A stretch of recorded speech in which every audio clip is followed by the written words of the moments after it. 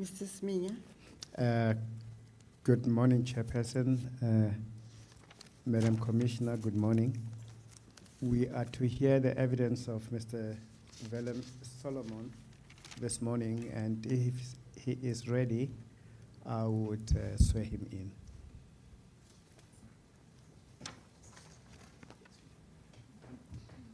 Chairperson and my learned friend, there's just one housekeeping matter that we wanted to raise, which was just in terms of the main SERI statement. We concluded Ms. Zondo's evidence yesterday, but we didn't give it an exhibit number. Yes, I wondered if we might do that before moving on to the next statement. Mr. Brickhill.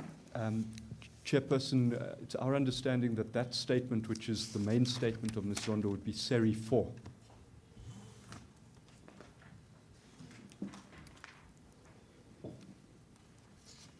Yes. The witness is available, Chair.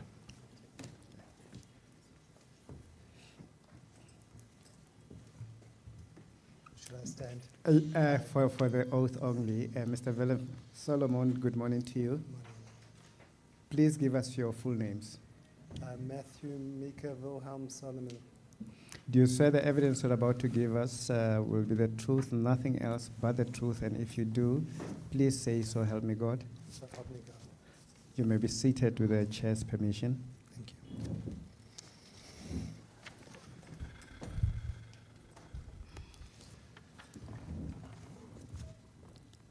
Thank you, Chairperson, Commissioner. Dr. Wilhelm Solomon, I'm going to ask you please to open the bundle, which is SERI Bundle File 1, which should be to your right. Or if the statement's been taken out, those should be the relevant pages. Your statement, you'll see, appears from page 1726. Do you have the document? Yeah.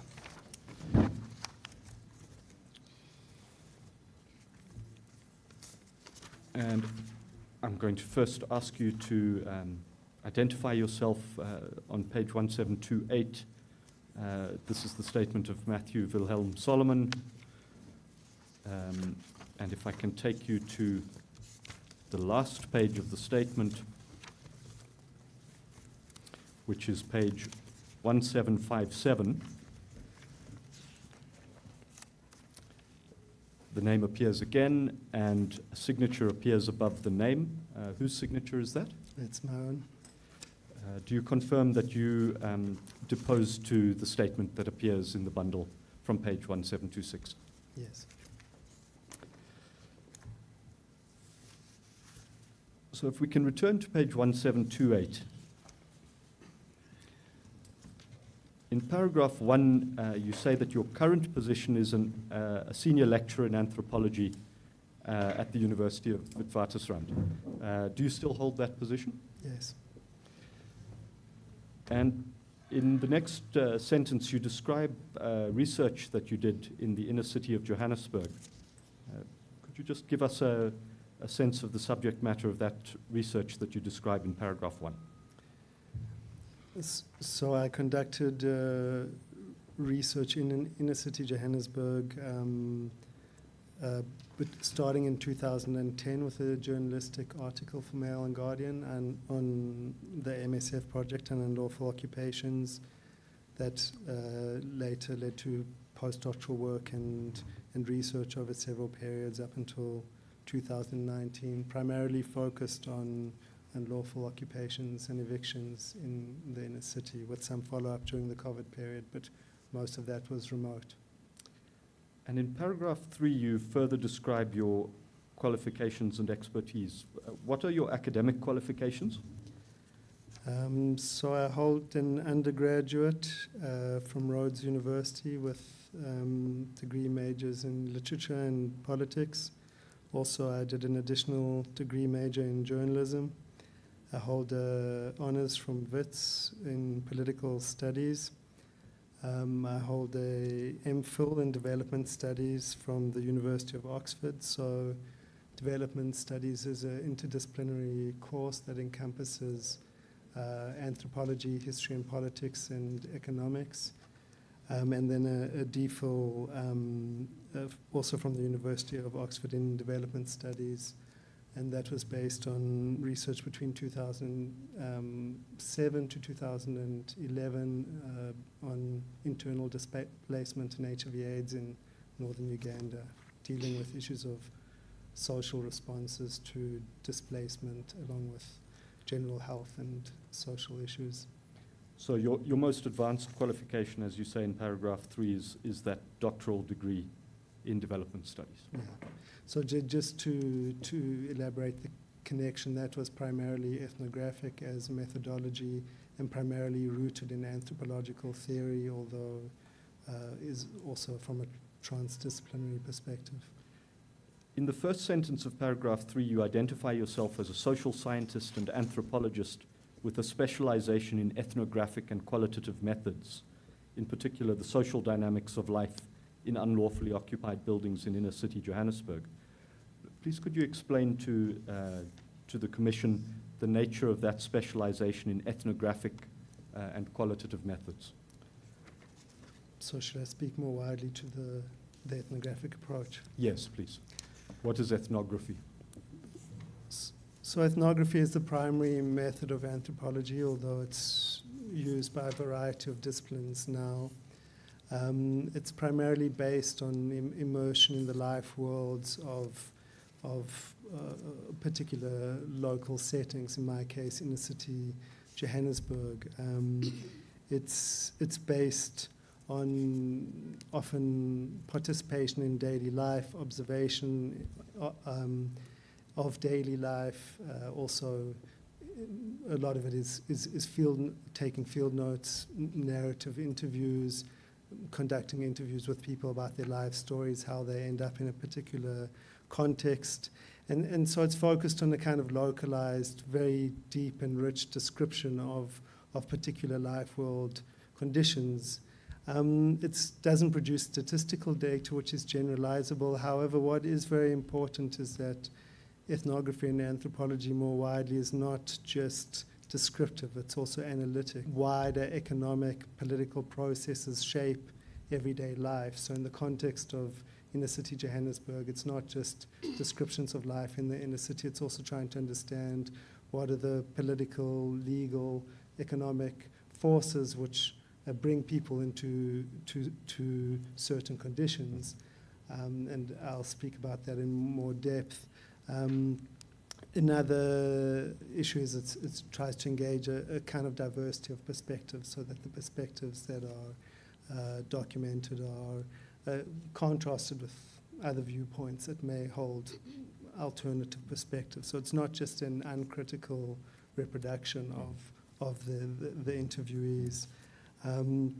So it's based, the actual process of taking an analysis is based a lot on informal field notes, conversations, but also more formal interviews. I think we'll come back to that. We'll return to your methodology for your specific inner city work in a moment.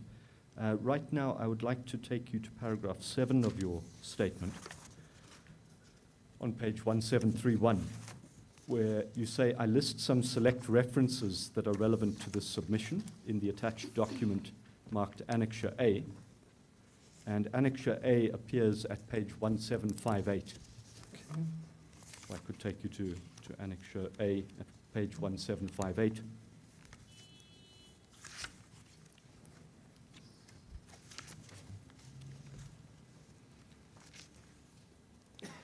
And here you've listed certain select references on which I understand you drew in preparing your statement for this commission. Are there references here that you would particularly highlight as relevant to the work of the Commission?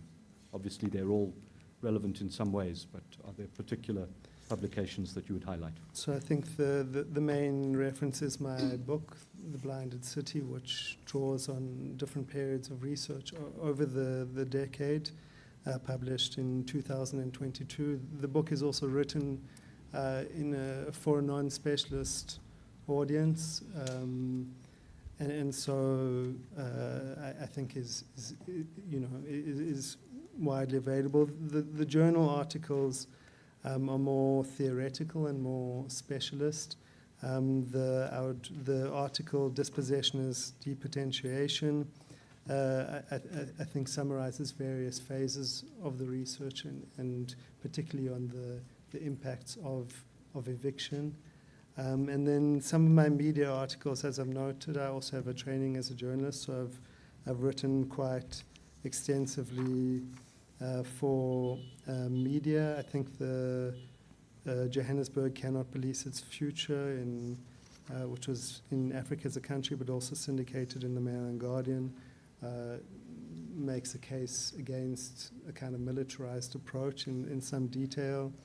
And I would also point to the meaningful engagement, not militarization, in publishing Is the Way Forward for Mashabas Johannesburg, and published in Daily Maverick in 2017, which again makes a case against militarization, but also, as I note, raises the issue of fire in the inner city. So it's a document of how the fears of fire were in the public domain. All of the other publications refer to different aspects, but those are the ones that I think summarize the kind of broader frame of the research. Okay. We'll return. You referenced some of the specific publications in the body of the statement, and we'll highlight those where appropriate. At this point, you've mentioned your book, Blinded City, and particularly emphasized that. And Chairperson, we have procured copies of the book for the Commission, the evidence leaders, and the city, and I beg leave to hand those up Yes. at this stage.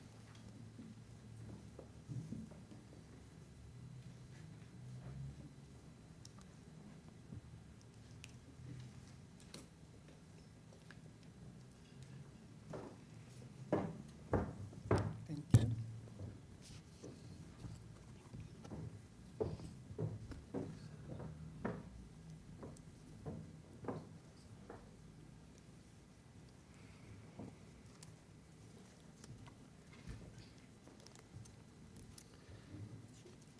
So as you've explained, the book was published in 2022. Perhaps it would just be helpful to explain the extent to which what is in your statement today may have overlap with the book. So it primarily draws on the same period of research, from starting with the article in 2010 to finalizing ethnographic and in-depth research in 2019, and then during the period of COVID 2020 and 21, there's a postscript in the book. As noted, I was primarily based in Brazil during that period, so a lot of that research was remote, but I also conducted some remote interviews during that period. Okay. Let's return then to your statement. And if I can take you, please, to paragraph 4. In paragraph 4, you say that you make this statement as a social scientist and anthropologist, and it is intended to address the Commission's terms of reference. And you quote a paragraph of the terms of reference relating to what we call part 2 of the proceedings. Which of the key issues in that quoted paragraph does your statement and your evidence today address? Would highlight particular words or issues in the terms of reference. I think the issue, and I'll come to more depth later in the statement, is of being abandoned by the legitimate landlords or owners, so what I refer to as unlawful occupations, or buildings that are no longer controlled by their owners, or and then particularly the conditions that are outlined in terms of areas without basic services such as water, electricity, refuse removal and sanitation, paying rates and taxes. As I'll go into, not all of the buildings hosted criminal groups or controlled by criminal syndicates, but I'll go in. Should I go into that more? No, we'll address that in due course. And you say that you give this evidence with the aim to assist the Commission and to suggest ways forward for Johannesburg more broadly, but not regarding liability for the fire at the Usindiso building in which you've not conducted research? Yes, I'm not, as I made clear, I'm not speaking about Usindiso as such or here to attribute liability, but I really value the formation of the Commission as something that I hope can have leverage to improve conditions in the inner city and ensure that a tragedy doesn't occur again. So I'm hoping that my experience can maybe make a modest contribution towards thinking of the way forward. In paragraph 6, you then summarize the main conclusions based on your research that you draw in the statement, and there are 6 of them, which are then developed in more detail as we move along. I'd ask you just to introduce the first one now, which speaks to who the residents of the inner city occupied buildings are. If you could just summarize your conclusion on that first point. So, we'll explain, most of it was focused on residents living in unlawful occupations and their life experiences. In my research, most of the residents of unlawful occupations are low-income households, both South African and foreign national, that simply can't afford access to decent housing in the inner cities, so are forced to live in what are often very extreme conditions. I think in my experience, the vast majority are not involved in criminal syndicates in any way. I'll go into more later. We'll turn to the issue in depth in a moment. We're just highlighting up front your conclusions. The second one in 6.2 is that unlawful occupations and their poor living conditions and fire risks are a symptom of a shortage of affordable accommodation and temporary emergency accommodation for low-income households in the inner city.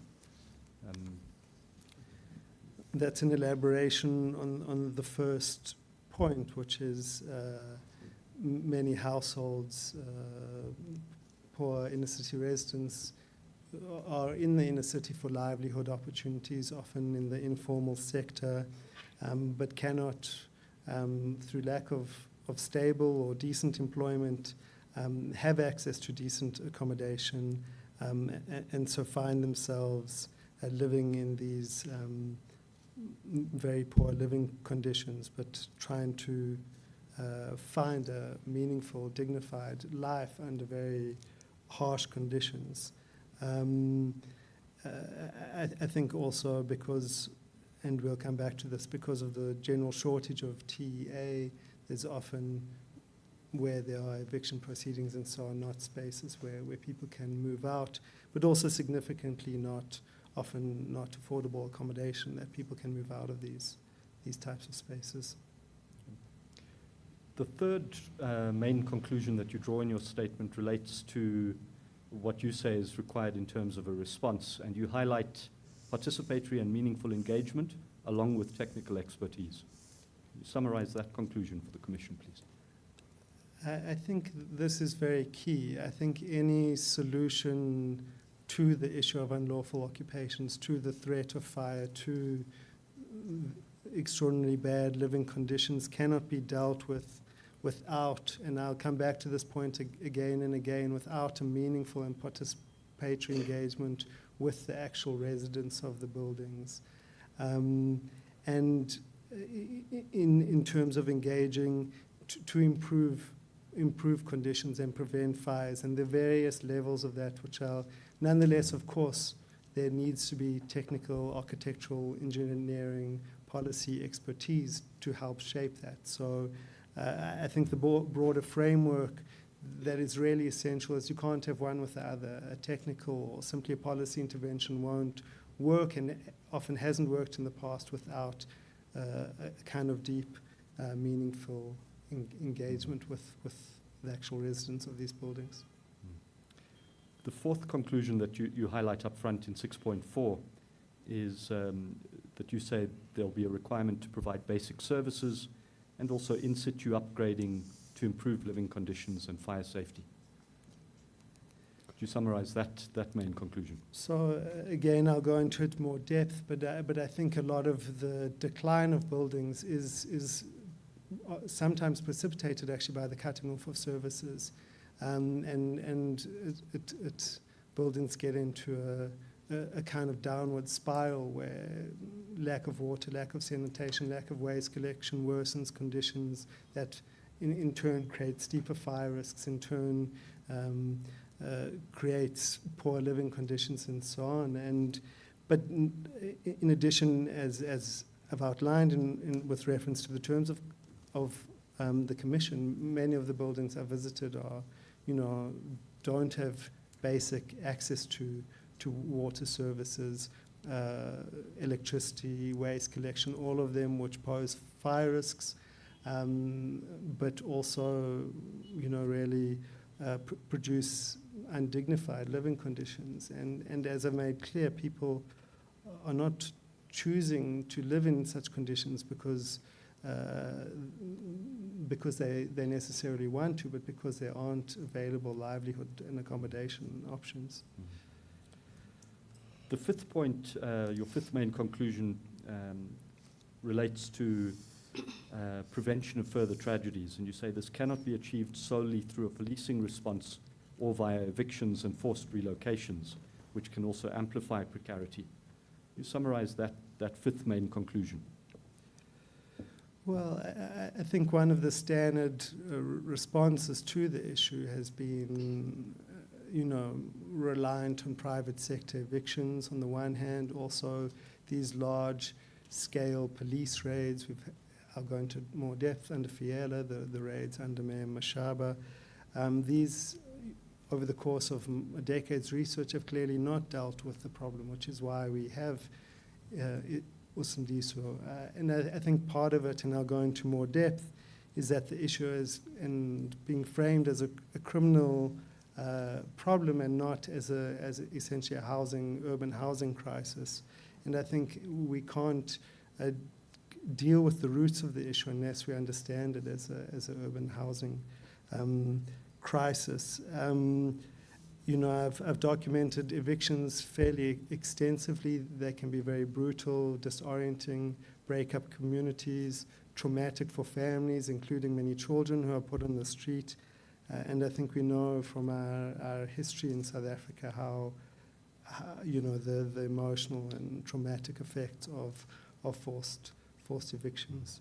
And that final point you were making now is really covered in your sixth conclusion, that both evictions and police raids may traumatize and humiliate precarious residents and corrode social networks and trust, and should not be considered the primary or sole response to addressing the conditions of unlawful occupations.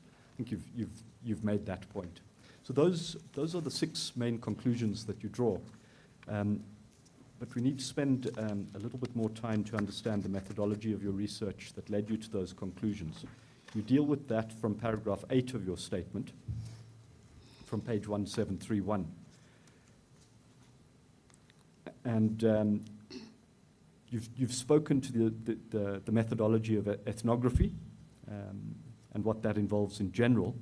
I'd ask you now to describe, with reference to these, from paragraphs 8, 9, and onwards, your specific approach and methodology in your inner city research. So the research began with a newspaper article and an MSF project, an MSF survey, which I'll come to. But part of the initial entry into the field was with Doctors Without Borders, who are a international humanitarian organization, the Johannesburg chapter, who ran a clinic at Central Methodist Mission from 2007, but also did health screening projects and a waste clearance project in these buildings over 2011 and 2012, which was closed in 2013. So it started off often traveling with the MSF team, but forming my own connections through MSF. When the MSF project should I come more to the phasing later? Just Well, just to situate us, that MSF relationship and their work is are described in paragraph 16 of your statement at page 1733. so should I speak briefly to that and then carry on with the methodology? If there's anything you want to add in terms of that initial phase and the relationship with MSF. So I think what really precipitated this, I'm just looking for the survey. I come back to it in the conditions, but that MSF conducted a survey showing that many tens of thousands of people are living in conditions which were below international standards for refugee camps in terms of access to sanitation, overcrowding, and so on. So I visited my first unlawful occupation in Doornfontein called Chambers for that article. When I came back for postdoctoral work, then I developed provisional research in 2011 and then established connections through the MSF project, primarily in 2012 and 2013, which formed the ethnographic basis of my research, which I then followed up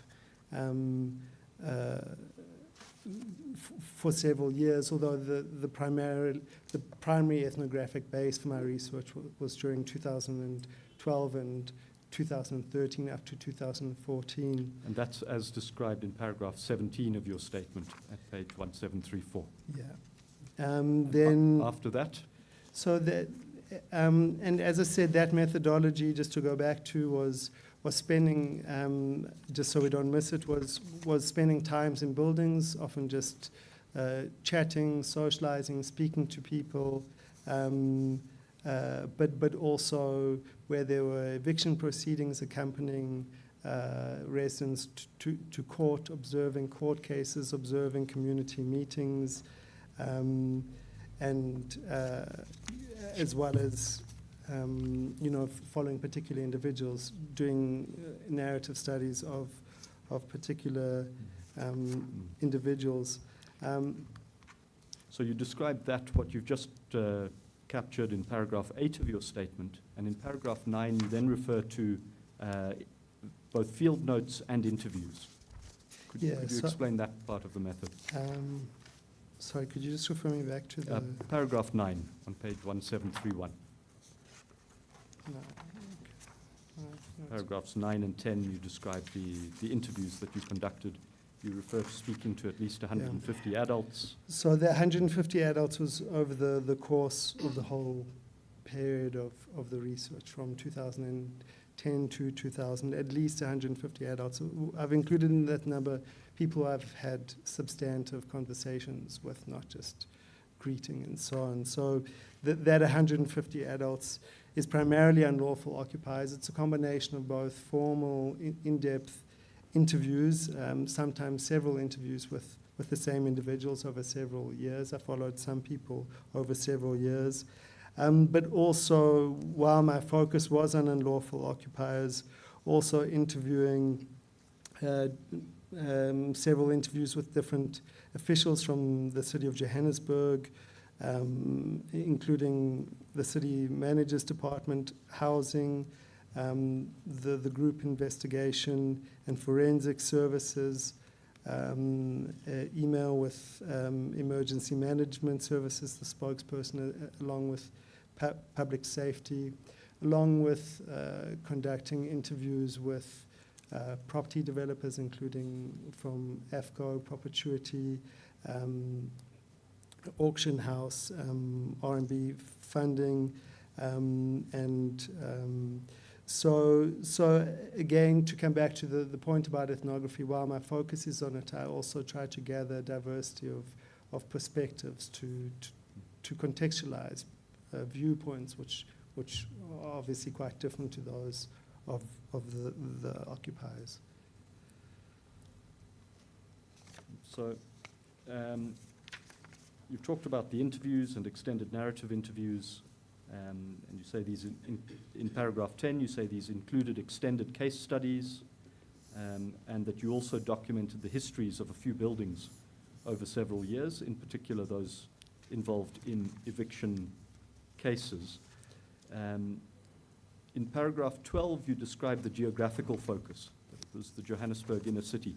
Could you speak to that? Which parts of the city did you focus on in your research? So I've listed the ward numbers. It was primarily around Doornfontein, New Doornfontein, but also encompassing Berea, Hillbrow, Jeppestown, and the general Johannesburg CBD area. Could I just add a point about those extended case studies, because I think it's important. Please, for yes. the methodology, and the book also encompasses. It's not just short-term interviews. These are often following, I couldn't, of course, follow everybody's lives, but from at least 10 individuals, their lives over several years, including the aftermath of evictions, including what took place, their experience of evictions, why they were in the buildings, but also, and I list the cases, some in-depth archival research about the buildings themselves. So the research is not solely based on being in the field, it's also based on media surveys, reviewing of legal documents, reviewing of planning documents to understand some of the histories of the building. So it's also triangulated with archival work, media reviews, and so on. Now, in paragraph 13, you pick up on a point that you made earlier. The focus of your research was on the lived experience of unlawful occupiers, including both South African and international migrants of diverse ages. And then you speak to allegations of criminal syndicates or gangs. Could you explain that point and the findings of your research in that regard? We'll return to it in more detail, but as described in paragraph 13. So the research wasn't specifically focused on criminal gangs or syndicates, but of course in some of the buildings I was aware of those, although I didn't collect specific details around names, how they operate, and so on. My focus was on ordinary residents living in these spaces, and as noted, not in all of the buildings there were criminal syndicates or gangs, although in some of them there were. From paragraph 14, you describe the professional ethical requirements that you had to meet around informed consent. Could you just describe that process? You continue in paragraph 15 and the requirement of getting informed consent from research participants. So I stuck to standard professional guidelines around informed consent for research, which is that only revealing names if people explicitly give consent, either written or verbal, for using names. In cases of precarious buildings, I also anonymize the spaces themselves to not, a key principle is not exposing any participants to potential harm. These professional principles are outlined, for instance, by the ethical guidelines and principles of conduct for anthropologists by Anthropology Southern Africa, the Professional Association of Anthropologists, of which I'm a part. So where I revealed the names of specific buildings, it was generally when after they had been evicted or were no longer occupied, and the research couldn't do harm to the residents. Then from paragraph 16, you cover the events you described around MSF, Doctors Without Borders, and your early engagement with them. Is there anything that you would want to add that you haven't mentioned about the MSF early phase? We'll come back to the findings of their study, but I think you've already covered these events in paragraph 16. So, I seem to be missing a page. Could you just give me a moment? Just looks.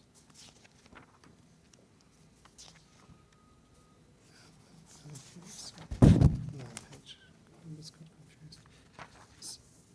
So, okay. Sorry, could you repeat your question? So paragraph 16 covers, I think, events you've already testified on, that the research started with an article you wrote in 2010 with the Mail and Guardian about a Doctors Without Borders survey. and that was, as I understand it, the beginning of your work in this area. Correct. And then paragraph 17, as you've explained, the primary ethnographic foundation was the research you conducted between 2012 and 2014. Yep. And from paragraph 18, you referred to being based at the African Center for Migration and Society at Wits University from 2011 to 2017. And you described some of the follow-up work, including both writing and following up with individuals and buildings. Is there anything that you'd want to add that you haven't So just explained there? the primary negotiation of access and consent was up until 2014. From 2014 to 2017, I held a postdoctoral fellowship also in collaboration with Institute of Social and Cultural Studies, Freie Universität Berlin. That involved a fellowship in Berlin, conferences. I edited 2 journal collections. So that was primarily a period of writing up journal articles, editing, and so on. But I did carry on following up with individuals, and also buildings, one of the buildings from CB House in this case, of what was going on. I was also a writing fellow from 2016 to 2017, which also involved producing blogs, media pieces, and so on, and a variety of topics, some of which were relevant to the inner city. 2 points are in 2015, I wrote about the xenophobic violence outbreak and the responses to that for Peace for ConMag, and then of the Cape York fire in mid-2017. I did that piece later for Daily Maverick, which I'd referred to, but also then did some retros. I wasn't doing research in Cape York, but I had visited Cape York earlier, but I did some retrospective research around that fire in 2017. We'll come to specific buildings in a moment because you speak to those over the page.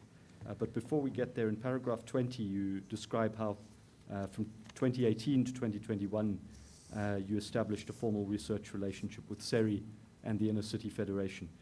Could you speak to that relationship, those 2 relationships, and what they entailed? So from 2017, when I'd already been drafting my book, I realized that there was a key narrative of the city which I hadn't given enough attention to, which was particularly the aftermath of the Blue Moonlight judgment and Ukuteleni, which became a very central narrative to the city.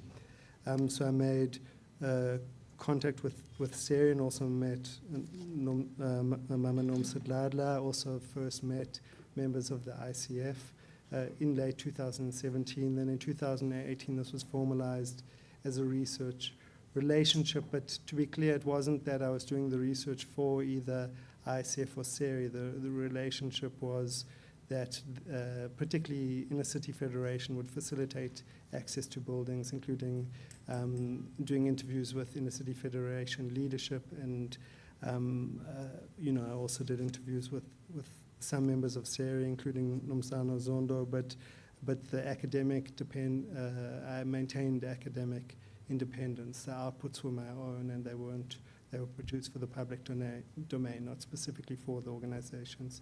There was 2 collaborative participatory workshops, one in late 2018, the other in late 2019, that were part of that relationship. In paragraphs 21 and 22, on page 1735, you describe the buildings that were the focus of your research. And in paragraph 21, you mention 4 specific buildings as well as the Equatuleni shelter. And in paragraph 22, you refer to at least another 15 unlawful occupations. Could you speak to the buildings that were the focus of your research? So these were the kind of in-depth case studies that are also outlined in some depth in my book Chambers, which is in Van Beek Street in New Doornfontein. Was evicted in January 2012, although I'd started preliminary research in Chambers prior. I witnessed the direct aftermath of the eviction and have documented that, but I also then followed several people of where they went after the eviction process. There was also a community of blind residents who were given alternative of accommodation. So part of the methodology there was focusing on the aftermath of the eviction. Diamond Exchange was in De Villiers Street, just across from the drill hall. It was literally an old diamond exchange. Evicted, as I recall, in December 2013. Again, I did some follow-up research. Then CB House was in Stabe Street, also in New Doornfontein near Ellis Park, which I first started, visited I think in 2013, but from 2014 then followed up right until the end of the research. That building, although this was beyond the period of my research, was eventually unlawfully evicted in end of 2022 by a group claiming to be Dadula, although that fell outside the formal frame of my research, but I did follow what happened. So that was a very long-term research in MCB House. 7 Saratoga Avenue, which is the core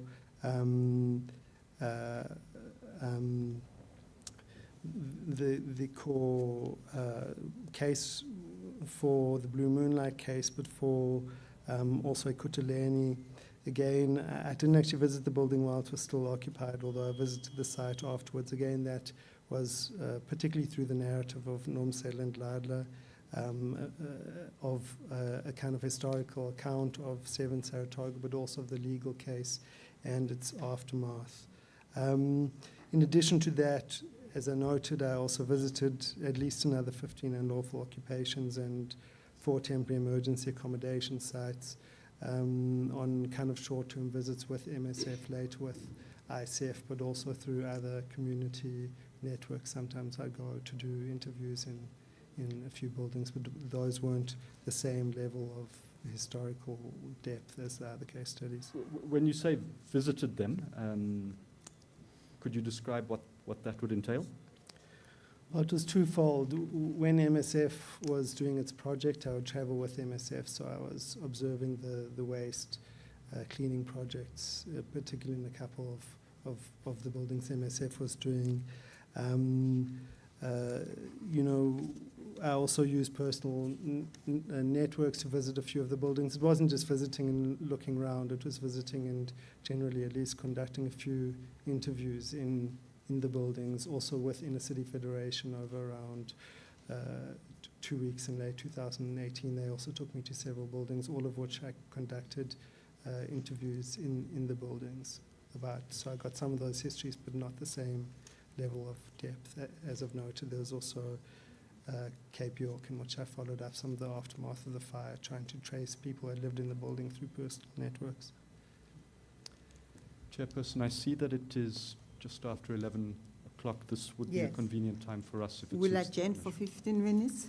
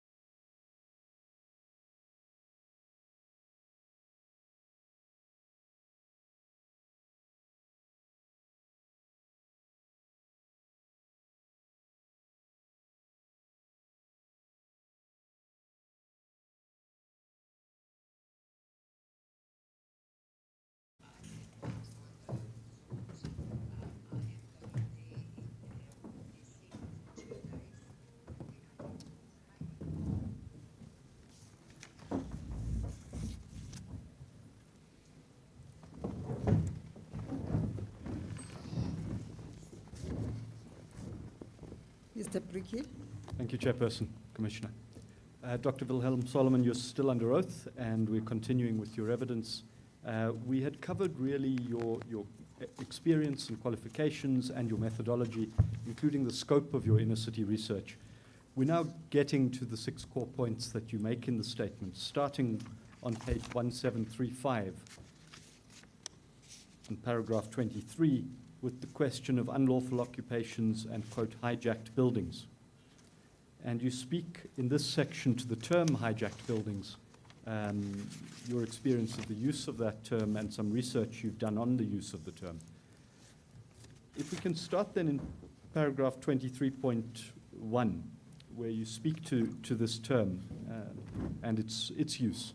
And if you could describe how you've experienced the term being used, and then we'll come in a moment to your research on that terminology. Can you hear me okay? Yes, thank you. So I think the term hijacked building has been used as a kind of a blanket category, often to cover a wide variety of unlawful occupations, not all of which have been controlled by criminal syndicates or forcefully taken over, as well as potentially just buildings with very derelict conditions. The term itself, as I understand, but to my knowledge, prior to the Gazetted Commission's definition, didn't have a formal policy or legal definition. It was primarily used in the media by politicians at large. I mean, of course, there are criminal offences of fraud, unlawful letting, and so on, but unlawful occupation itself is not necessarily a crime. And so I did some archival research around the definitional issues, because as I'll come to, I think the definitional issues are not just semantic, they have substantive significance for how we shape a response. So in 23.2, you speak to the research you did into this terminology of hijacking.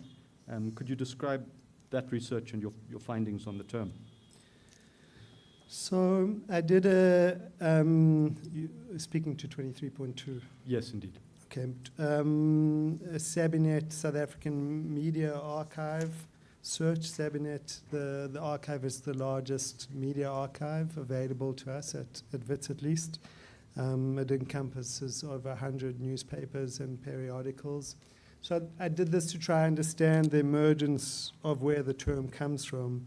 So it emerges in South African media, at least in 2004 and 2005, with reference to the formal criminal takeover of buildings during that period. But yet it also becomes then following a kind of a blanket category, often used by politicians, property owners, and the media without a very precise definition referring to specifically the takeover by groups or criminal syndicates. And so, should I carry on? Well, you go on to say that in 23.2, this raises the need for a more precise and nuanced set of terminology. And in 23.3, you say that the terminology of hijacked buildings is potentially misleading. Could you explain that view, please? Well, because the terminology implies that, at least to me, at least in the way it's used, a kind of forceful criminal takeover by criminal syndicates, but there are a wide variety of unlawful occupations which don't have forceful takeover by criminal syndicates. And so it's potentially misleading because it creates a kind of blanket category rather than a more nuanced category that can be dealt with in terms of policy interventions and so on. It also implies that the primary issue to be dealt with is criminality, and as I've outlined, it can veil that what we're in fact dealing with is a kind of urban housing crisis, and I think that has shaped partly the response, which has been a policing response rather than an issue of dealing with the shortage of affordable accommodation and living conditions. On page 1737 in paragraph 24, you say that you prefer to use the term unlawful occupation. Could you explain your preference for that term, the use of that term? Well, I think, again, unlawful occupation is a more useful term because it doesn't necessarily imply criminality. People can unlawfully occupy buildings for a variety of reasons. I also just refer back to point 23, which is, that there are other processes through which a building becomes unlawfully occupied, other than a forceful criminal takeover. This can be cases where there's the dereliction of certain buildings, basically owners abandoning, the cutting of services, where sometimes residents stop paying rent and buildings fall into dereliction and become unlawfully occupied in that way. There are also cases where, as I outline a bit below, where former caretakers start unlawfully leasing out rooms so that they were actually once formal buildings and residents believe that they are actually paying legal rental, but they aren't. There's cases where vacant industrial space is occupied or space is occupied without, and cases sometimes also of rooms being kind of sold off on illicit markets.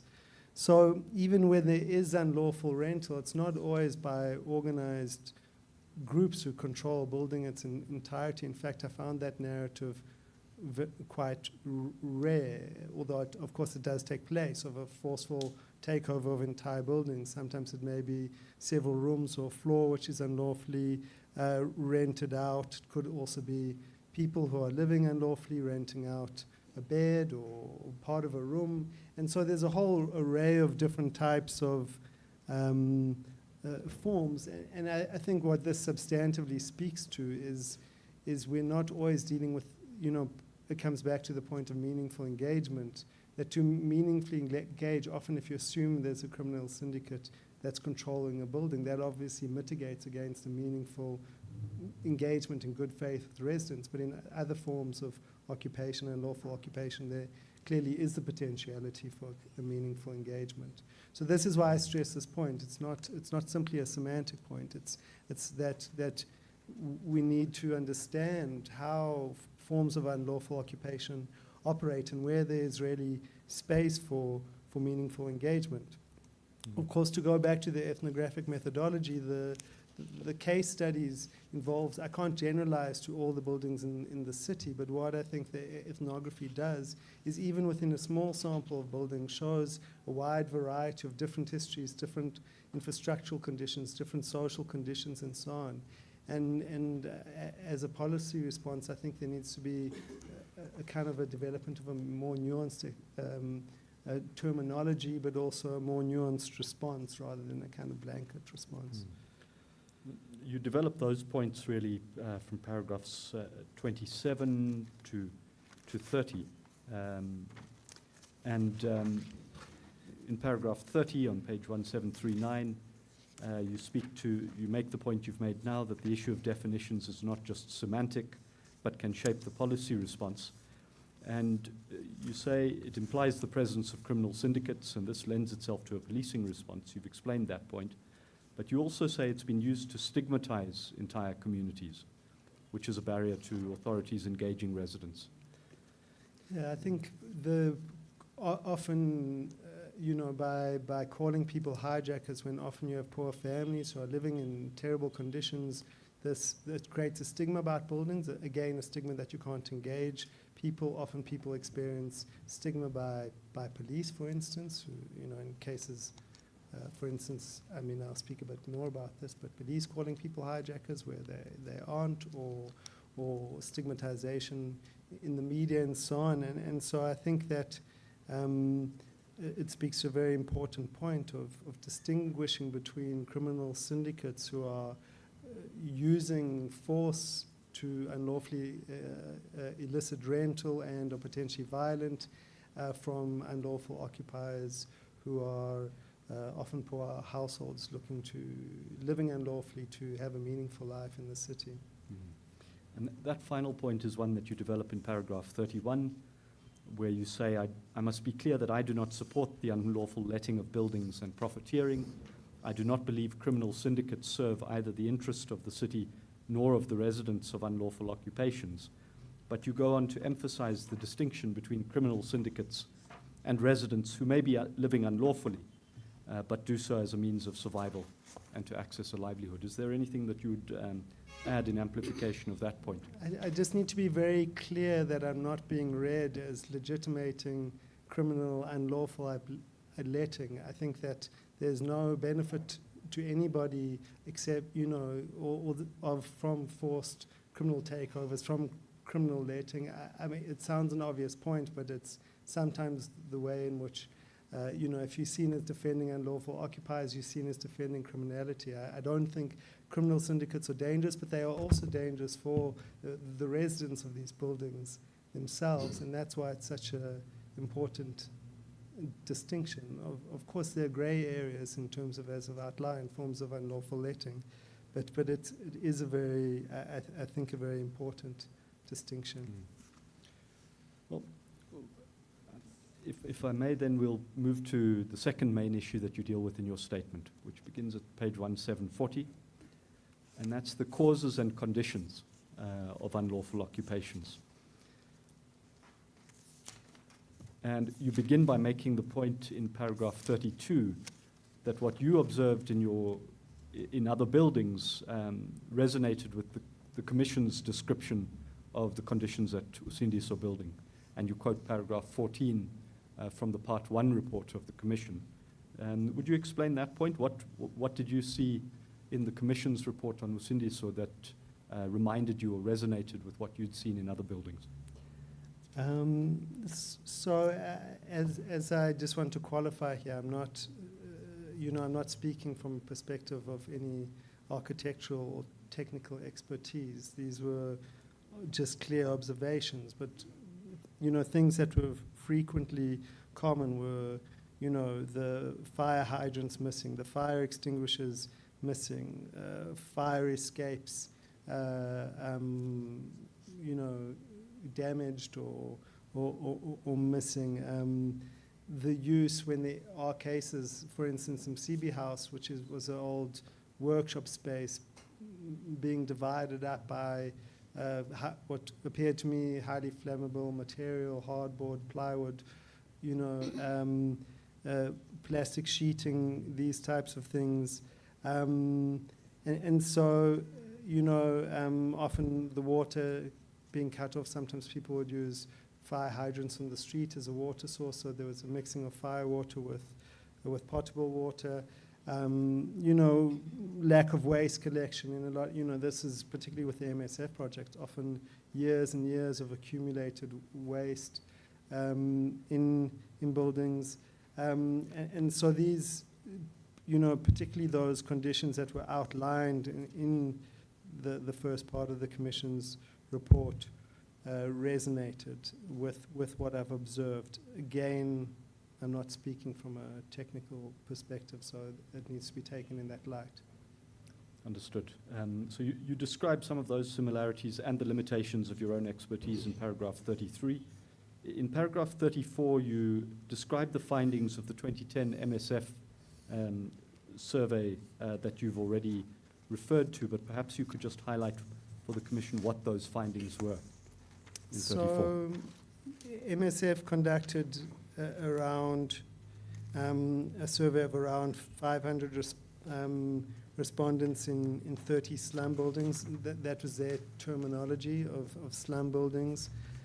Again, we have a problem that sometimes documents are using different terminology, but what became clear to me through the buildings I visited with MSF is that a number of those buildings were unlawful occupations. In fact, as I recall, all of them that I visited, although, and they found, I just read here, 38 respondents were below water access standards by sharing a tap with more than 200 people. 49% shared a toilet with more than 100 people, which is below the level standard objective of an acute emergency. 84.5% were living below minimum standards of overcrowding. I quote here from their report, these spaces are overcrowded with subdivided rooms and Warren-like conditions. There's very poor non-existent sanitation. People have difficult to know access to water and they lack proper waste management disposal. MSF estimated there were 50 to 60,000 people in these conditions. Of course, that's an estimate, and I don't think we have very reliable statistics, but hopefully the Commission can contribute to establishing. But I think the key point of that is sometimes the media, or it came out in the wake of the fire at Usindiso that this is a new issue, but this was from 2010 where I published. So we're speaking about, over a decade ago that there's been public awareness about these conditions, that that we have such extreme conditions in the inner city has been in the public domain for at least since I started the research, and I think that's important to acknowledge. Of course, the actual dynamics and the may have changed since the survey. It's more than a decade old now. You say the MSF's focus was on cross-border migrants, but they did not, this is in paragraph 35, but they did not disaggregate the data between cross-border migrants and South Africans, and it became apparent in my research that many South Africans were living in these buildings, and many were unlawful occupations. Can you speak to that? So MSF, their project was on cross-border migrants because they started with a clinic at Central Methodist Mission in 2000, Central Methodist Church in 2007. So that was their project focus of very high levels of asylum seekers at the time. They then realized many migrants were living in these unlawful occupations. But when I started doing, they didn't disaggregate the data, but at least from what I saw. But what became very apparent, and through subsequent research, is that the same conditions are shared by both South Africans and foreign nationals. Again, I don't think we have any reliable data on the division, but I mean, that's very clear from my own ethnographic studies, from the legal cases, from the work of Inner City Federation, that we are not dealing with simply an issue around migration. We're dealing with, thousands, potentially tens of thousands of South Africans living in these same conditions. And that's why the focus of my research was place-based, not focusing on migrants or South Africans, but focusing on the types of dynamics in the buildings themselves, which is primarily, low-income, primarily Black African low-income households who are sharing these conditions. And of course, many buildings have both South Africans and foreign nationals living in the same spaces. Thank you. In paragraph 36, you describe how after this MSF research, there was a collaboration with residents of occupations to deal with waste in buildings. Could you describe that project, what happened around that? So MSF, through their community workers, tried to form relationships with buildings, also in collaboration with civil society, including Inner City Resource Center, to remove this buildup of garbage through providing cleaning materials, providing skips, and so on. This was, of course, a complex exercise, and they had a lot of success in some buildings. Some buildings were more complex, particularly those buildings where there were criminal groups operating. Nonetheless, what they did manage to show, and I think this is one of my central messages here, is that there was a great willingness to participate, to improve conditions. They removed tons of waste. They managed to mobilize communities, and I think this is, even though it closed in 2013 during funding constraints, an important message is that if you provide technical support, financial support, equipment, and so on, it certainly is possible to engage residents in improving living conditions. And I think at that point, groups like, the Inner City Federation didn't exist, so you didn't have the strength of civil society then and the depth of networks now. So I think those opportunities have expanded rather than minimized since that period. In paragraph 37 from page 1742, you refer to the problem of the lack of water and basic services and also fire risks. And you mention 3 specific fire incidents that you're aware of. Could you just refer to those 3 incidents, please? I think what I've listed, and this is far from exhaustive, there were a number of other fires that I haven't documented, but these are the ones that that there was a Caledonian Hall in 2012, I think it was early 2012, which was an old building, I think on N Street in Doornfontein, that there was a fire, that the building collapsed. Subsequent to the collapse, residents were still living in the building and started recycling materials, and the building collapsed, killing 2 young men. There was a fire in Cape York in August 2013, which led to the deaths of 4 people, including a mother and a child. And then another fire in Cape York in July 2017, which killed at least 7 people. I'm just raising these points that the signs have been there for a long time, that we have real fire risks, nothing like the same scale as the Usindiso building, but the risks have been apparent. And in paragraph 38, you speak to the question of investigations into these fires that you mention. To your knowledge, what investigations were conducted? Well, there was some media reporting, particularly on Cape York in 2017, but to my knowledge, there was no detailed forensic or other investigations into the actual causes of the fires, to my knowledge. In paragraph 39, you then turn to deal with the question of one of the key causes being the shortage of low-cost inner-city accommodation. And you mentioned the ICHIP policy, the Inner-City Housing Strategy and Implementation Plan, and say that the shortage of affordable accommodation was acknowledged by the city when it commissioned that policy. And you describe your involvement. Could you explain to the Commission how you were involved in ICHIP and your knowledge of its significance?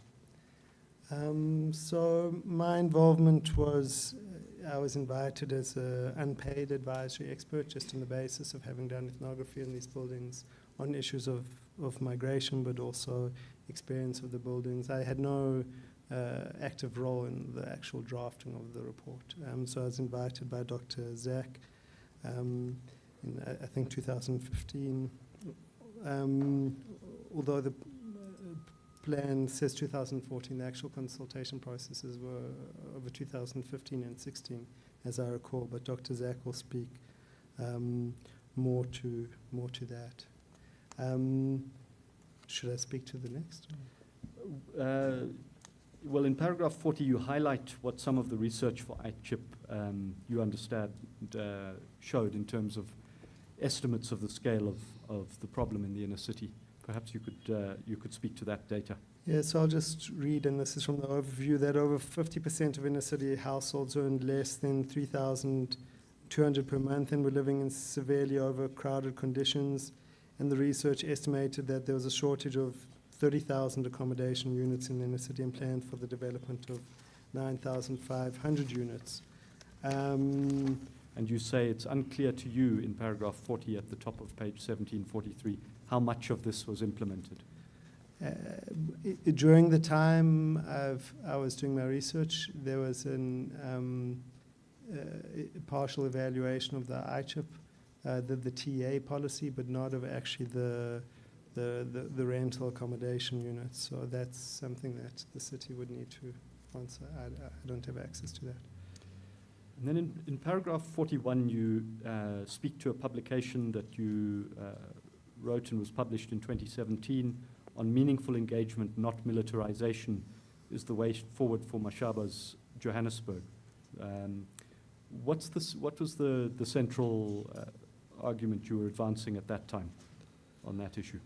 Well, that was when the kind of policy of raids as a response to two so-called hijack buildings was developing, and I made the same argument there that I'm making now and that I made as part of the ICHIP consultation process, that there needs to be engagement with residents to deal with the issue, that large-scale police raids are not the most effective way to address the dire conditions. I raised that. I'll just read this this line to show again that the issue of fire risk was in the public domain. I was speaking about residents. I just read the last line of 41. These populations are constantly exposed to paraffin fumes and the persistent threat of fire. And that I believe the city was aware of the article. I had a discussion on 702 on Eusebius Mackay's show with Thabo Maasela, who was a special advisor to the mayor and had also been executive director of housing. So at that point, I think it was really in the public domain that there were fire risks in these buildings, and that had been confirmed by communications with emergency services, public safety, and so on. And you speak to that issue of the city's knowledge in paragraph 42, that the fire risks in unlawful occupations have been public knowledge and known for some time across various departments in the city, and yet, to your knowledge, no specific department has been tasked with improving living conditions and fire safety within unlawful occupations. And you say your statement here is not aimed to attribute specific liability for the fire at the Usindiso building, but only to point out that conditions across the inner city were well known and in the public domain.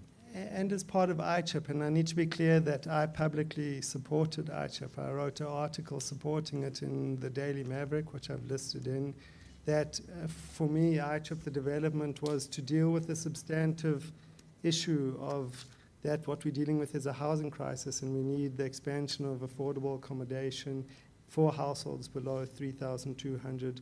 That, there was some accommodation, but very limited. So for me, the ICHIP was an attempt by the city to really substantively engage the core of the problem. So I was publicly in support of it, and but it's there was, as I understand, ICHIP to deal with the necessity to provide emergency services, but I think, and again I speak that most of my research has been with occupiers.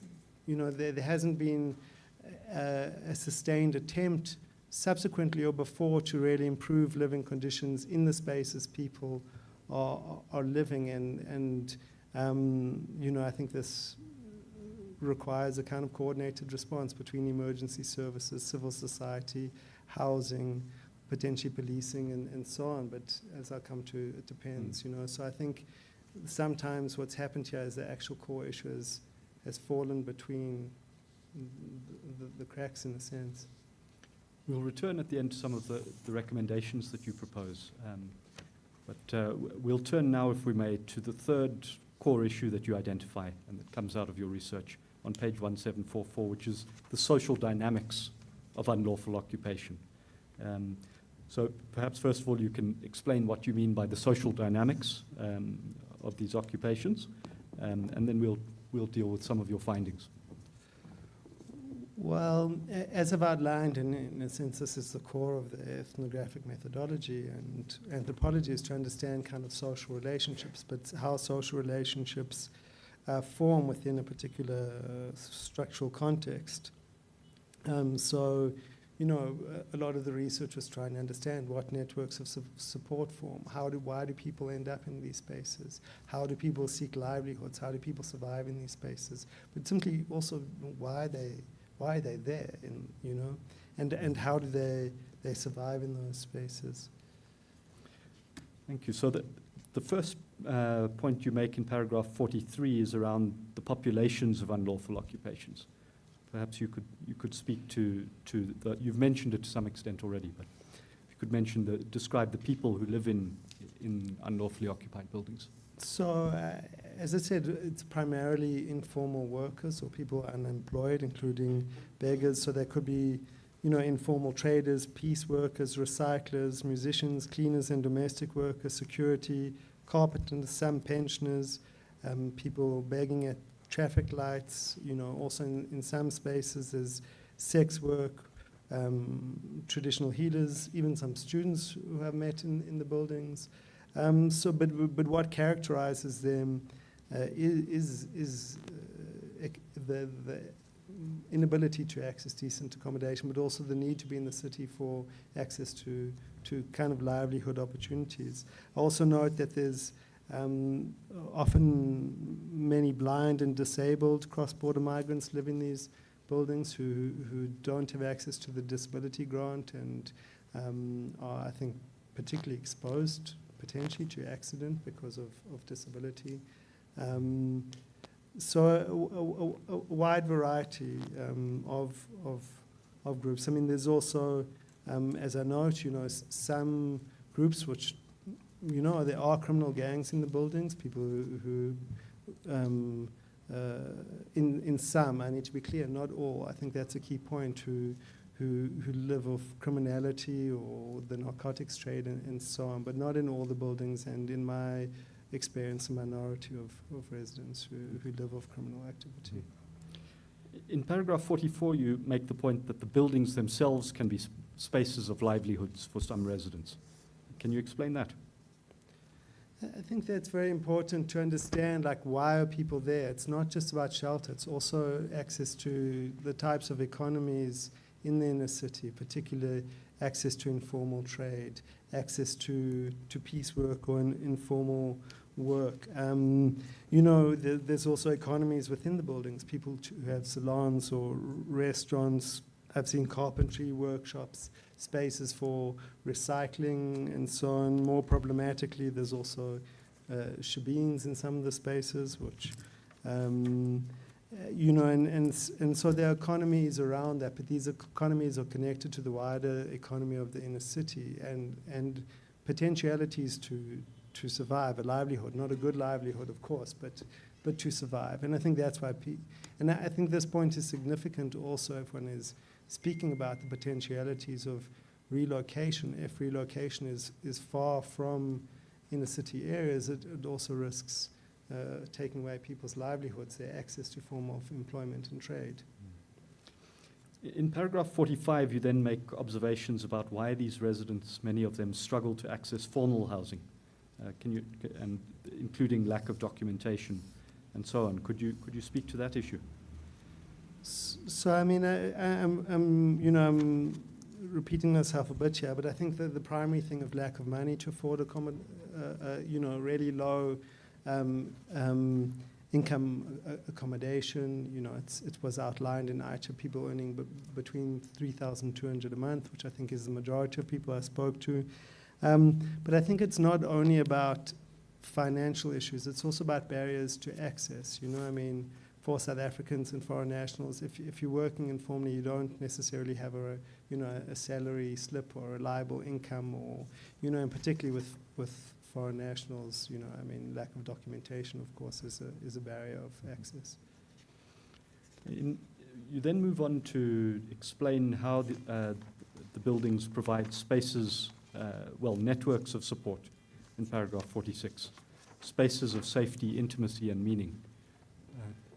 I think this is very important, that these are not just, what are often classified as, just seen as, marginal spaces, or spaces where very deep social networks form, where support networks form, things around care in times of illness, around childcare, if people have to, go out to work, emotional support. We're dealing also with very traumatized spaces. People have often experienced dispossession, loss, and those, friendship and social support networks become very important. So I'm not trying to romanticize spaces. These are very hard spaces, but people are families who are looking for dignity. Many families in these buildings, a lot of children in these buildings. People are trying to find a meaningful life for themselves and their children, but can't. And I think that's really important to reiterate is almost all of those I spoke to want a dignified life in the city. They want a space that their children can grow up free of exposure to crime or violence, so I think that's really important to acknowledge, the way people try to seek a form of dignified life under often undignified conditions. I think you make the point about precarity and trauma in paragraph 47. And then in paragraph 48, you describe your finding that the buildings are characterized by a combination of long-term residents and newer residents. Could you speak to that combination? Well, those are particularly cases where the buildings were once lawfully rented buildings.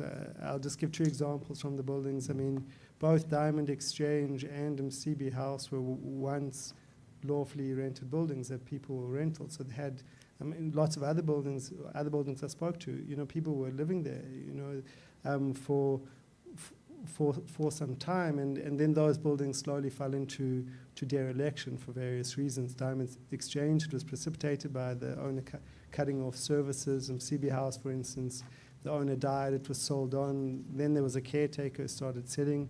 So, I mean, you often have groups who didn't actually move in as unlawful occupiers, but actually were once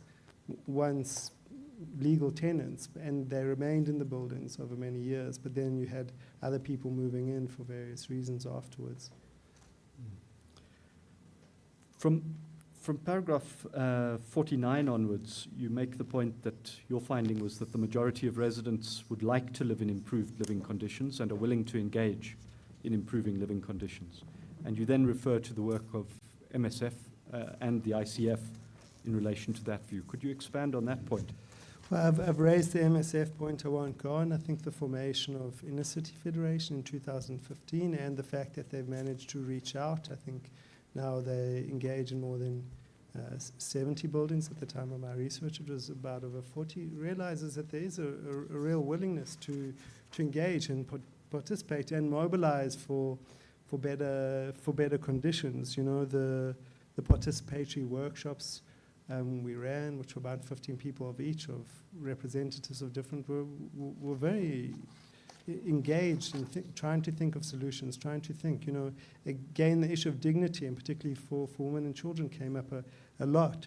So my strong sense, and it comes back to the point, is that people don't want to live without water, electricity, in poor living conditions, potentially exposed to violence or crime. The majority of residents want a decent life and are willing to mobilize if given the opportunity. But the conditions in which people, I'm not saying that's easy. It's, you know, if people are under threat of eviction, it's hard for people to mobilize and coordinate to improve conditions if they might be evicted at any moment or relocated. So the conditions make it very hard to organize, and again, that's why I think there is a need for that engagement, that external support.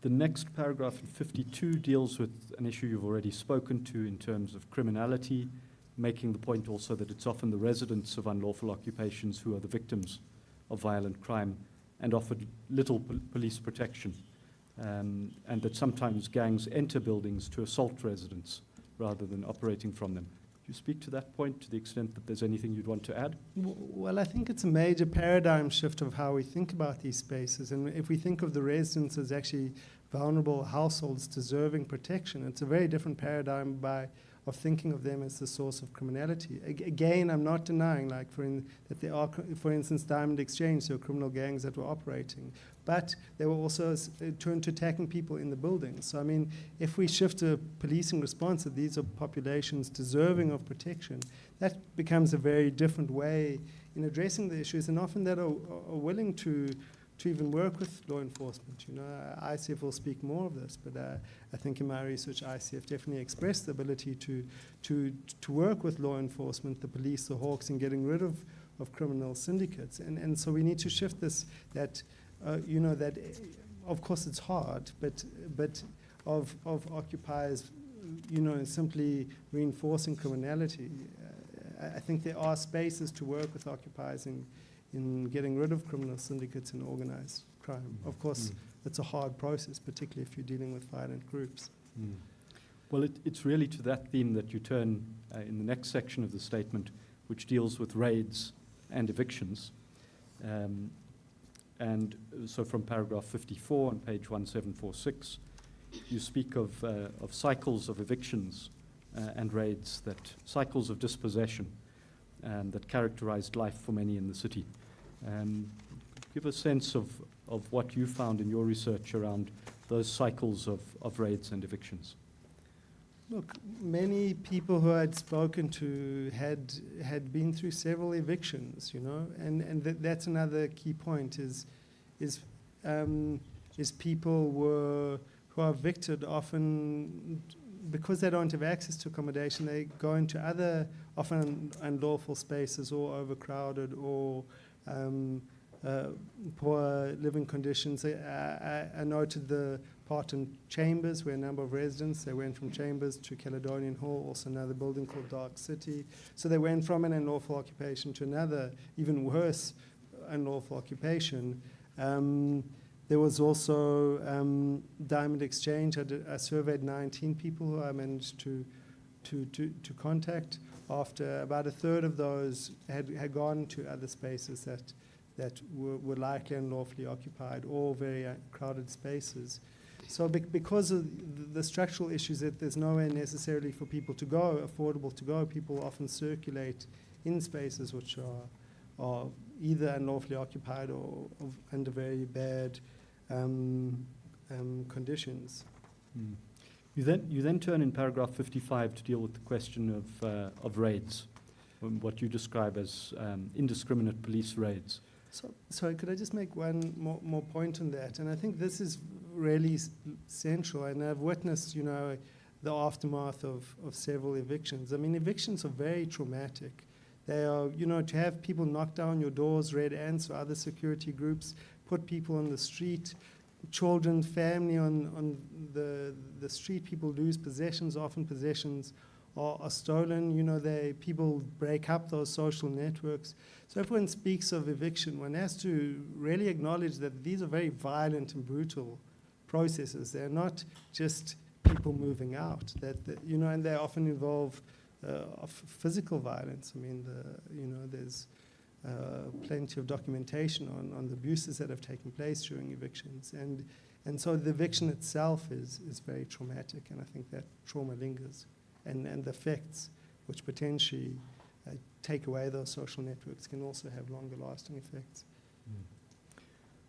So alongside evictions and the effects of those that you've described, you speak to police raids from paragraph 55.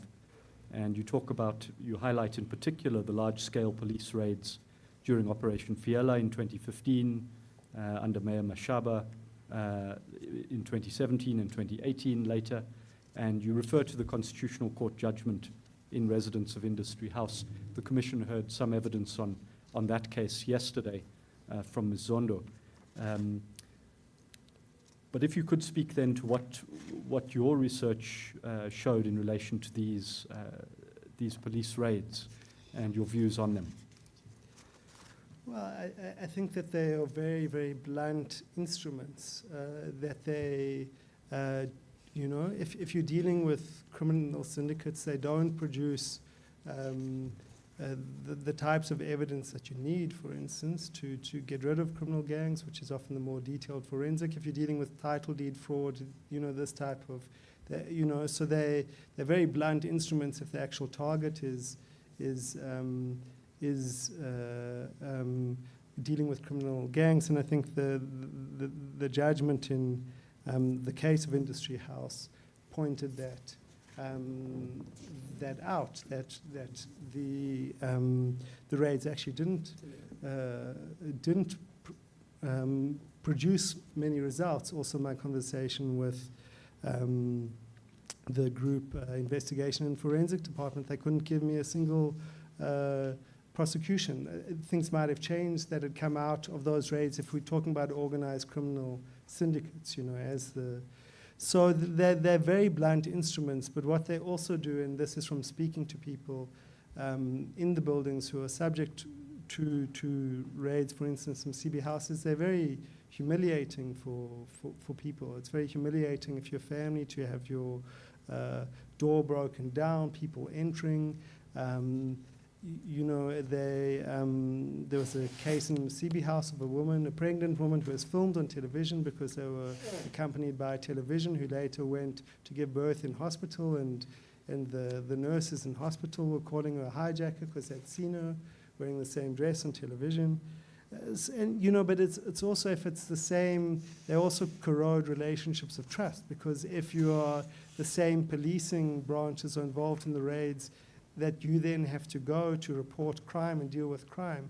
And so it's not just the raids under Mashab. I mean, places like CB House, others have been subject to successive raids, and that makes it very difficult for them to actually report criminal violence, because the police will say, no, you hijackers, so, I mean, I need to be clear. I'm not saying that there shouldn't be a policing response. I'm saying that policing response should work and be actually targeted for what we, the main issues, which are criminal syndicates. And they haven't, we have a history of these. And in my view, they haven't improved conditions. I mean, and they haven't substantially dealt with the issue. I outlined this in more depth in the article I recommended, Johannesburg Cannot Police Its Future, where, I think there's, I look at some of the statistics from Institute for Security Studies. There's no evidence that during that 2018 contact crimes got better in Johannesburg. In fact, they were comparatively worse than elsewhere in the country. So, we want policies that actually work, and I think the evidence is very limited that these large-scale raids are a meaningful response. Again, that's not a legitimation of criminality. There should be policing responses, but I'm not a policing expert, but it seems to me that more forensic investigations, forms of intelligence gathering, and so on, that are more targeted actually at who the criminal groups are, would be a more effective response. You mentioned briefly in passing research into whether there'd been prosecutions of criminal syndicates and an exchange you had with GFIS. Can you describe what your findings were in the 10-year period you looked at in terms of prosecutions of criminal syndicates or people who might more accurately be described as hijackers? Look, I tried to request those details from the spokesperson of GFIS, and they sent me one press release relating to Angus Mansions in 2017, where there was a prosecution. Again, I don't think that had anything to do with the raids. There was an earlier case in 2014, but I can't say that there aren't else, but the evidence I requested that those had been effective. At the time I was doing the research in 2021, there was an acknowledgement also by Victoria Ramal at the time, who was heading the unit on building hijacking, that the raids had not specifically produced evidence that led to prosecutions. Again, that was the time, and there may be that evidence, but I think that's something that the Commission should probe or ask. Is like, what is the evidence that these types of interventions have been effective? It wasn't the core focus of my research, so and I'm not a specialist in policing again, so I qualify this, but at least I think it should be a question that is asked. You then turn to deal with the related question of immigration raids and immigration enforcement by the Department of Home Affairs, in particular from paragraph 58 and 59 onwards. What's your comment in relation to that form of enforcement in relation to the issues that you've been testifying on, conditions of buildings and occupations? So I think this is, it goes back to that the issue of unlawful occupation is often framed as a migration issue. I think it's well documented that most of the migration into Gauteng and into the city is from within South Africa, not cross-border. A site in number 58, GCRO's Quality of Life Survey, the recent one that estimated 10% of Gauteng's adult residents were born outside South Africa. It's high in inner city areas, 31.6, but still compared to 35.9 born in another province. That's based on a random sampling method. Again, I'm citing that. I wasn't involved in any way in that evidence, but I think that again speaks to that the existing evidence doesn't show that the cause of the crisis is from cross-border migration, which is sometimes portrayed. And there's also, while of course there are undocumented migrants, there are a number of migrants that have the right to work in the city through the Zimbabwean exemption permit or through asylum seekers permits and others. And, so I note there that home affairs and deportation cannot be seen as a primary solution for poor living conditions, particularly as these are shared by many South Africans. So, we've had attempts. South Africa has had, historically, one of the largest deportation systems in the world, but I know this is outside of the ambit of the Commission, and we'd have to speak more about migration and policy. But I think the key point, which is relevant to the Commission, is a reliance on the deportation system work? And historically, it hasn't. It hasn't dealt with these conditions. And we know borders are highly porous. There's a lot of circular migration, border crossing, both illegal and legal in South Africa. I could speak more, I think to speak more around those issues is perhaps expanding beyond the mandate of the Commission, but I think the key point is I don't think just thinking, we can rely on Home Affairs to deal with this issue. There's evidence that has dealt with the issue or can deal with the issue. Well, perhaps this then flows to the point that you make in paragraph 64, where you express the view that the city and other actors should adopt a place-based response to improving living conditions. Perhaps you could explain what you mean by a place-based response and why you think that's necessary. Well, I think in all of the buildings I conducted work in, there were both South Africans and foreign nationals living to various degrees. I'm not saying that's consistent. Of course, there's some buildings with more foreign nationals, some with more South Africans. But a place-based response is saying we have people, regardless of where they come from, that are living in extraordinarily bad conditions, potentially exposed to fire. And how do we address that issue that we don't have another tragedy like Albert Street? And I come back to this thing that I think part of the solution has to be improving basic services, fire safety in conditions where people are living, and that means it's not necessarily, providing accommodation or so on, but looking at how do we make sure that that the conditions of the building as a whole are safer and engage all residents in these spaces. And in paragraph 66 on page 1750, you really build on that point and express a view about what it means to expose families, including children, to these conditions and risk because they are poor or because they're foreign nationals. Would you expand on that view? Well, I think this is a key point. I accept the legality, if not the morality, of the deportation system and Home Affairs, although, historically, as I point out, we've had a very dysfunctional asylum system and so on. But regardless of why people there, I don't think there's a moral legitimation for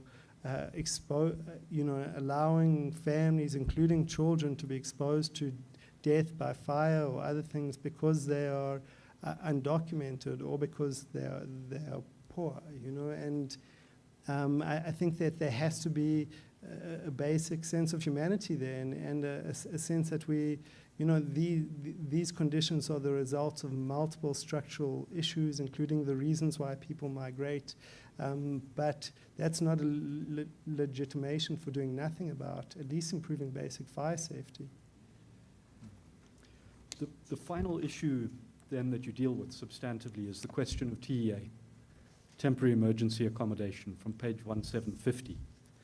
And you begin by referring to the Blue Moonlight judgment. You've mentioned it already in 2011, confirming the obligation of the city to provide alternative accommodation to people evicted and left at risk of homelessness, whether from a public or a privately owned building. And you move from there to address ICHIP. So if we could take you to your views on TEA and in particular what emerged from your research about its availability and how it was functioning. Look, TEA is obviously one solution, you know, although you know, it can be problematic, as you know the case with Nomsa Dladla and being separated from her granddaughter outlined. You know, as I've noted, relocation has, you know, in this case, led to separation of families, communities, and so on. But of course, TEA is an important part of the solution. But I don't think we can address the issue solely through TEA. I mean, this is in 2021 where the city outlined that, you know, just under 2,000 units were already built, but mostly occupied or allocated. I think there's an acknowledgement that you know, there's a shortfall of temporary accommodation, emergency accommodation. The housing department estimated it would need to provide for, I'm quoting a shared article I co-authored with colleagues, 10,000 additional rooms and units. There are pipeline developments, as I understand, from information provided by the housing of over 2,000 units, and also further plans for applying sites. Again, this information is likely out of date, and I stress that, you know, I understand the Commission will get the updated stats from the city, but you know, even if those are estimates, you know, there's simply not in the near future the possibility to deal with this issue simply through TEA. There's not the capacity, and so that's why my argument is about there has to be attempts to improve living conditions where people are potentially waiting for TEA or legal cases and so on. Again, forced relocations to, you know, potentially forced relocations to TRA sites outside of the city are potentially also, never mind that you're speaking about a large-scale project of forced relocation. You know, you also risk breaking up the types of things I've spoken about, disrupting livelihoods, disrupting networks, and so on. So, you know, all of this leads to, I think that there needs to be interventions to improve living conditions, you know. And you speak to that in paragraph 70 on page 1751, where you say that there has to be some type of measure aimed at improving living conditions for those living in buildings at risk of fire. And you say that this might involve various levels of in situ upgrading, at the very least provision of basic services like water and electricity and fire safety training. And you say that in the next paragraph that the detail of how to implement some of these interventions is beyond your expertise. But you believe that the Commission and ultimately the city should have regard to technical and social interventions in other cities that might be applied to Johannesburg. Would you care to expand on that? I think that's, again, shifting beyond my domain of expertise. But for instance, in Sao Paulo, I visited buildings that are self-managed by housing movements where there have been improvement projects managed, but also in collaboration with architects, engineers, and so on. And I think you have to have technical interventions. But again, some of these issues are building specific. You have to engage occupiers through participatory processes to identify where risks are, to identify, if there are shacks blocking fire escapes, to identify why, where the actual risks are, and some of it are issues around security, for instance. You need, people, as I said, occupiers can also be threatened by criminal gangs from outside. So how do you have fire doors or systems that both keep spaces safe, but that also allow access routes for people to flee in the cases of fire? Of course, basic water services, but you also have to engage communities and form strong committees to protect. You have to protect fire escapes from recycling. You have to protect fire hydrants. You have to also have that community buy-in to, if you have improvement to make sure that those really remain, and also fire training potentially from emergency management services. So again, while I don't have the technical skills, I do think, and this is a key lesson from development studies, is that interventions that don't engage the residents, the specificity, that don't risk imposing an intervention that actually doesn't really deal with the substantive issue, and there's not community buy-in. So I really think that you need both sides. You need both the technical support from architects, engineers, and so on, but you also need community mobilization, organization, conscientization around these issues. The final issue that you deal with in relation to TEA is the question of underfunding.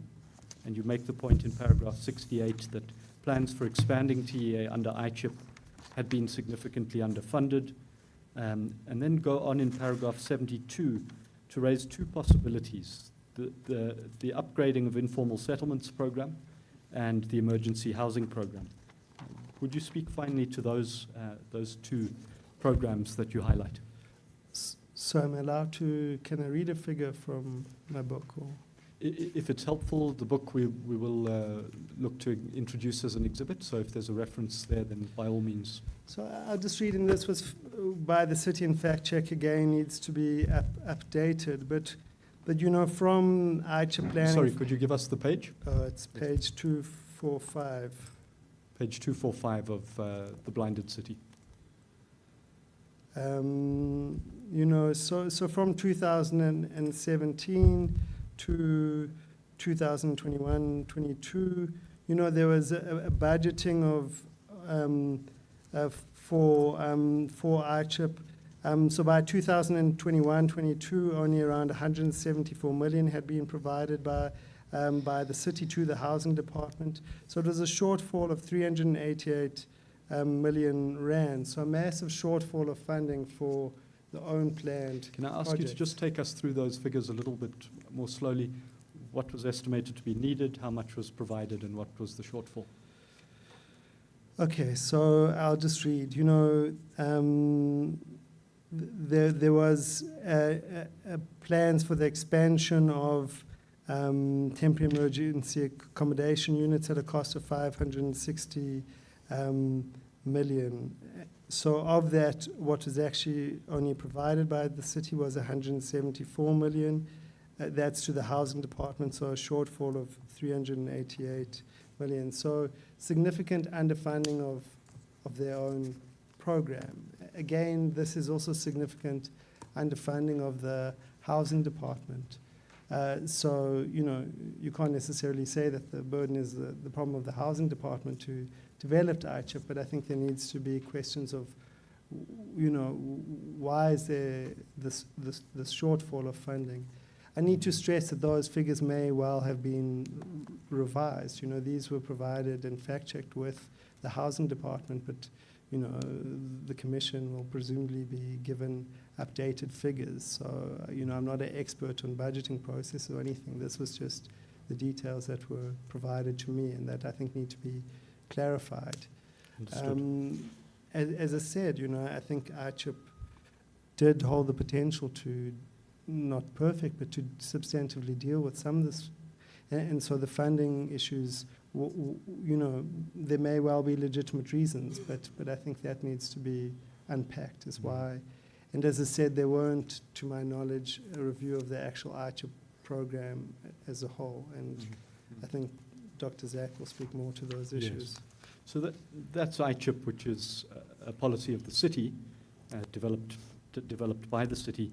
In paragraph 72, you mention the emergency housing program and the UISP, the upgrading of informal settlements program. Those are national programs. What is your view or suggestion there? So I think it's clear to me that what is taking place here cannot simply fall on the city. I mean, we're also speaking about a national crisis of inner city urban accommodation, that other housing programs. So there has to be some national engagement. But from what I understand, both the EHP and I'm referring here to the UISP, the upgrading of informal settlement program, do offer potential funding pipelines, national funding pipelines, or through provincial government to offer both emergency housing but also in situ upgrading. Again, I'm not a policy expert, and Nomzamo Zondo spoke about that now. The EHP has been used for one TRA site. It hadn't been at the time of my research. But again, this comes to the issue of semantics. If we have what are essentially informal settlements inside of inner city buildings, but they're not called informal settlements or updated as, labeled as informal settlements, it potentially closes up a national pipeline of funding for in situ upgradings. Of course, those upgradings would have to be adapted to inner city buildings. But, again, this is reaching beyond my domain of expertise, but I just want to raise it as a question of why aren't we thinking of these spaces as informal settlements, and is there not a space, given the budget constraints of the city, to explore other options? Thank you. We've covered the substantive part of your statement and your evidence. In the final section, headed Proposed Recommendations, you summarize the 6 main conclusions that you've drawn and propose certain recommendations of your own.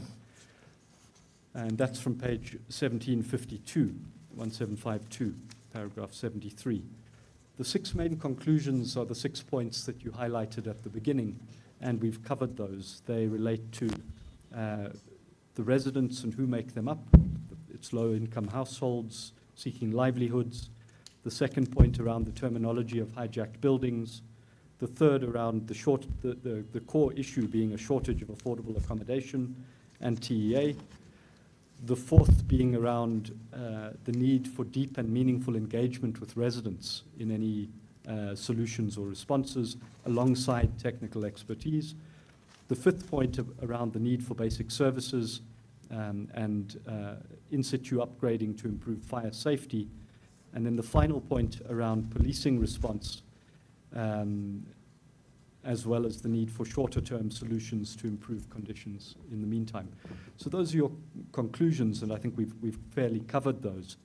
I want to just touch briefly then on the recommendations that you advance. And these recommendations are the recommendations that you propose as a witness. They're distinct from those that SERI and the ICF proposed, and you may have seen Ms. Zondo mention those yesterday. But if we can then touch on the recommendations that you propose. And the first, and many of these you've spoken to in the course of your evidence, so it's just a question, do you have anything to add, or what is the nub of the recommendation? What's the heart of it? So the first in 74.1 is concerned with the need to improve living conditions, in particular basic service provision and fire safety. And you make a series of sub-recommendations there in the sub-paragraphs of 74.1. And perhaps you could take the Commission briefly through that recommendation. So I think, it has to start with participatory engagement with residents. I'm repeating myself there, of really working with residents to identify risks and processes, through participatory engagement, participatory mapping. There's various methodologies that can be done. Maybe I could just add something, that even if we, the Commission in the first report raised the issue kind of bylaw enforcement, and even if we're speaking about bylaw enforcement, we have to question about how can those bylaws be enforced, because if you can have an expansion of JMPD or policing services, but how is JMPD going to enforce if there's a non-existing fire escape? How is the JMPD going to enforce if, maybe there's a role in terms of protecting existing housing stock in buildings, but how are they going to actually improve those living conditions? So that's where I'm saying it can't just be, even if we're talking about bylaw enforcement, I don't think it can just be a policing response. There's a potentiality also to work with communities living in these buildings to improve things like fire safety, water access. Again, it needs external support in that engagement, particularly if there are technical issues at stake. Mm-hmm. And you speak in 74.1.2 to the role of civil society organizations such as the ICF and others who have existing networks in inner city buildings, who should be consulted to facilitate this engagement. Yeah, I mentioned the ICF, of course, because I think they have the most extensive networks and they're the group I've done research with. Of course, there are others, inner city resource centers. There are groups that work with migrants, Kopanang, Africa. I mean, I think it shouldn't just be one, of course, civil society organization, but there needs to be working with civil society who have existing networks and can help facilitate those types of dialogues, those types of processes. And in 74.1.3, you speak to the need for a holistic intervention aimed at improving fire safety. And you then highlight different elements of that. I think that you've spoken to them. The first in A is technical support and training. B, participatory processes to ensure community buy-in. C is around engagement and training by EMS. And D, the place-based approach. The solution has to be place-based. Is there anything that you'd want to add to any of those sub-points in relation to the fire safety recommendation? So again, I think that the fire safety should be a baseline minimum of how we protect. But I think that there should be potentialities to explore, potentialities of developing buildings into better living, overall better living conditions, possibilities for in-situ upgrading as longer-term processes.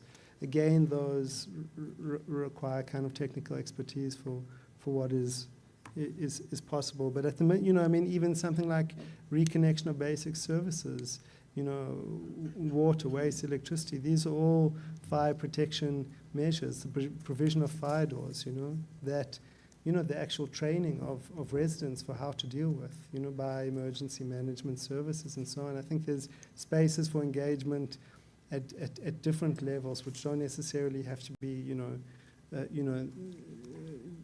large-scale reform, but for actually just kind of improving the infrastructure. If I can take you then to 1755, and paragraph 74.2, you there speak to the need for renewed efforts to address the structural causes of unlawful occupations, in particular the expansion of affordable accommodation to low-income households in the inner city. Is there anything that you would want to add in relation to that recommendation? In 74.3, you go on to talk about collaboration between provincial, national, and local, perhaps, and with the private sector. Perhaps those go together. No, I think that the same requirements, I think we're dealing with the same structural conditions, and Dr. Zach will speak to this more, but of when ICHIPT was developed, which is a kind of housing crisis and how we deal with that. But that's a long-term perspective, but we need also shorter-term measures to address, to avoid another tragedy. In 74.4, you speak to policing interventions, and you make the recommendation that I think you've already spoken to around how these interventions need to be targeted at criminal syndicates who are profiteering and not indiscriminately target poor inner city residents, and that policing responses should also aim to protect vulnerable residents. I think you've spoken to that, but is there anything that you would want to add?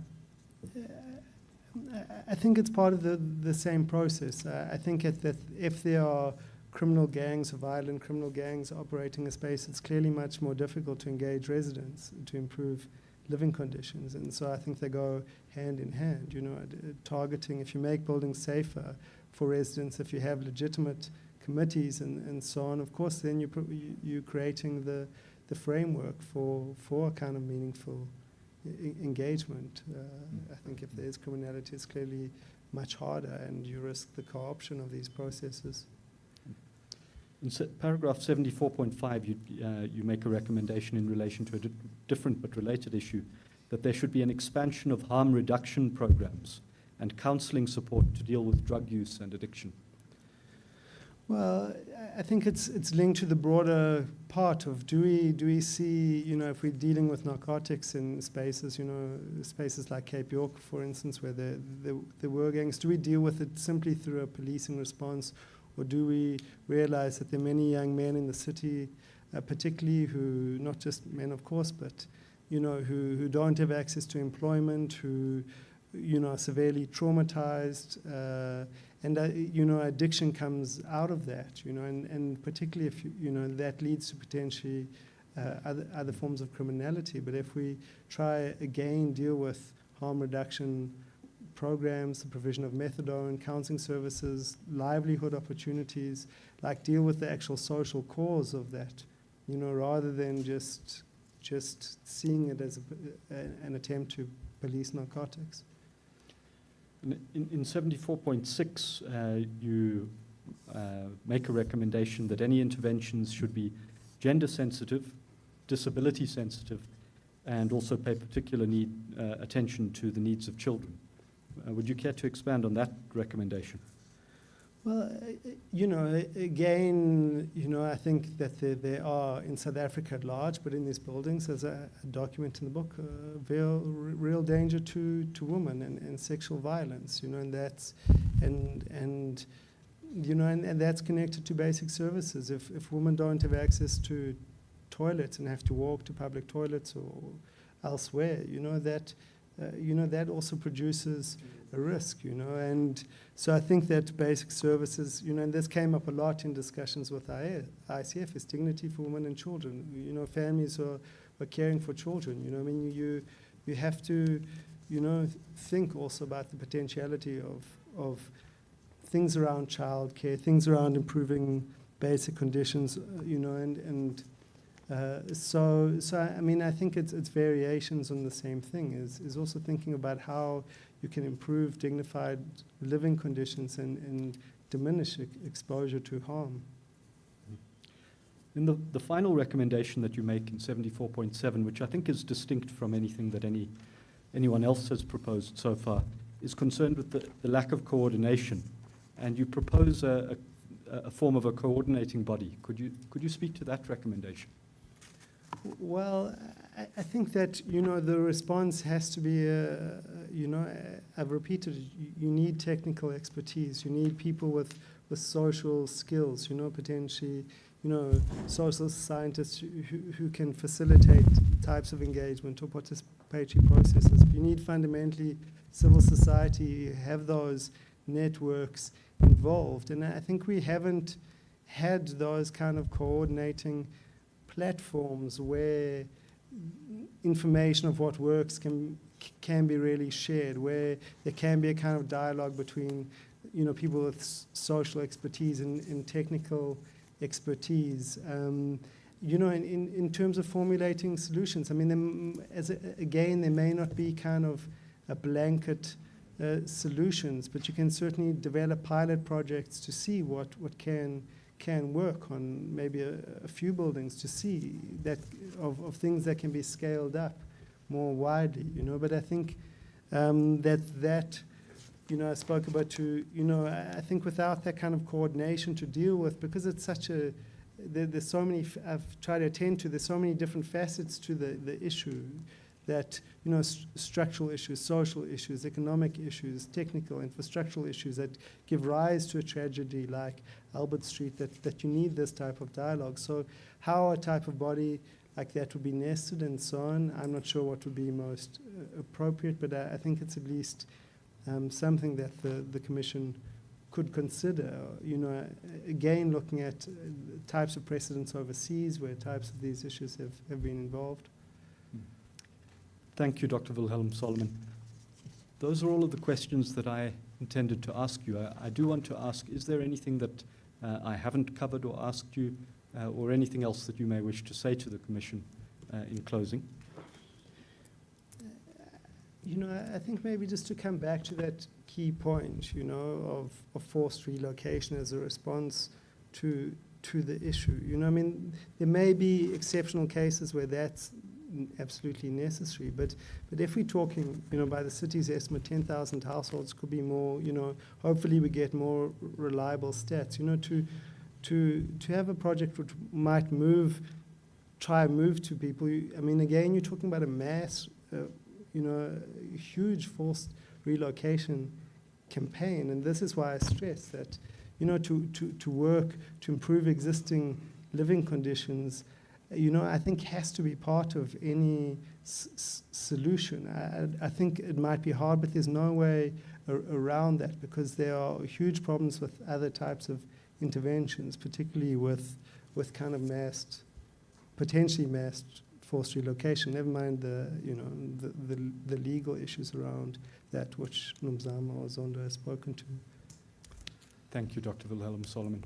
Chairperson, those are our questions for the witness, and we would Yes. then propose that Dr. Wilhelm Solomon's statement at page 172.6 be admitted as Exhibit Seri 5, Yes. and that his book, The Blinded City,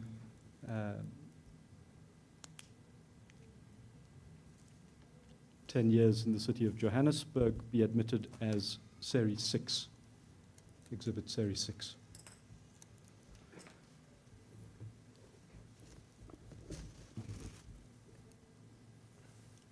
The statement of Dr. Willem Solomon is admitted into evidence as Exhibit Seri 5, and the book Blinded City is admitted into evidence as Exhibit 6. Thank you, Chairperson, Commissioner. Those are our questions for the witness. Thank you, Mr. Brickhill. Mr. Koza, any questions of clarifications?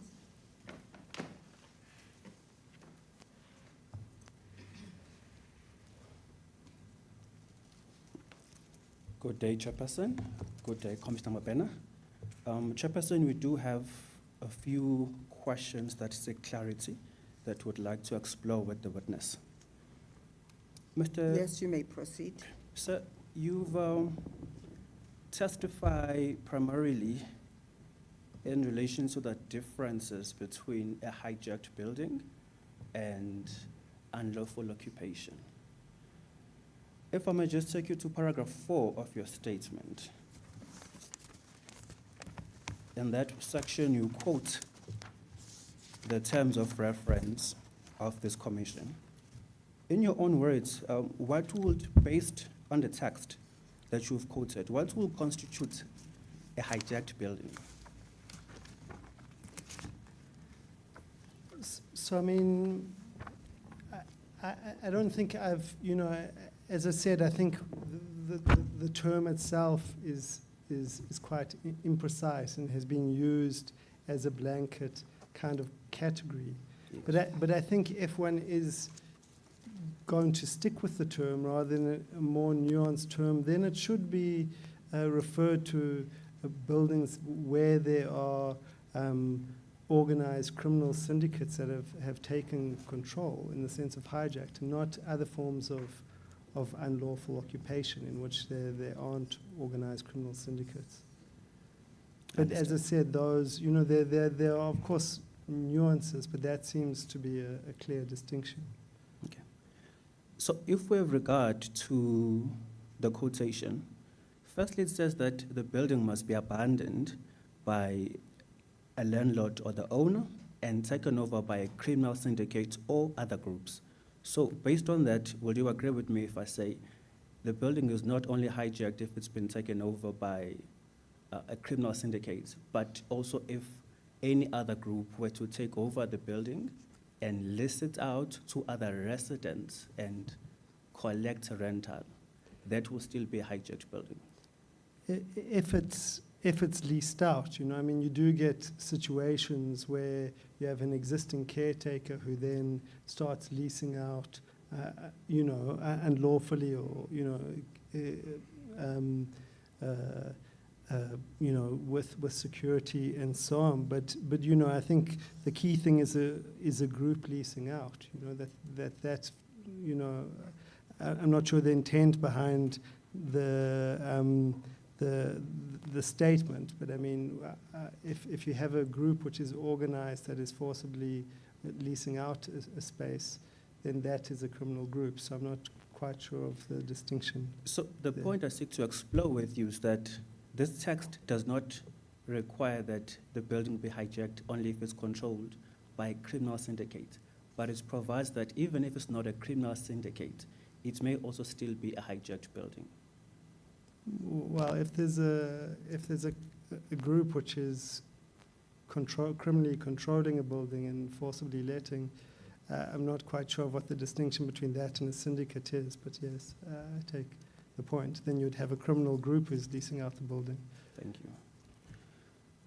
At paragraph 23.1 and 23.2 of your statement, you then say that there is no clear defined legal or policy meaning of what will constitute a hijacked building. Yep. Chairperson, I beg leave to just hand over to the witness the PI Act. I just stick to explore two provisions of the PI Act, insofar as it seems to provide a policy or legal guideline in relation to what will constitute a hijacked building. How is it related to the evidence that has been tendered? Well- Because you must put clarifying questions to what he has given evidence to.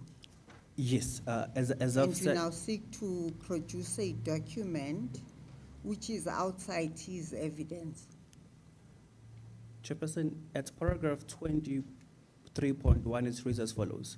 The term hijacked buildings has, prior to the commission,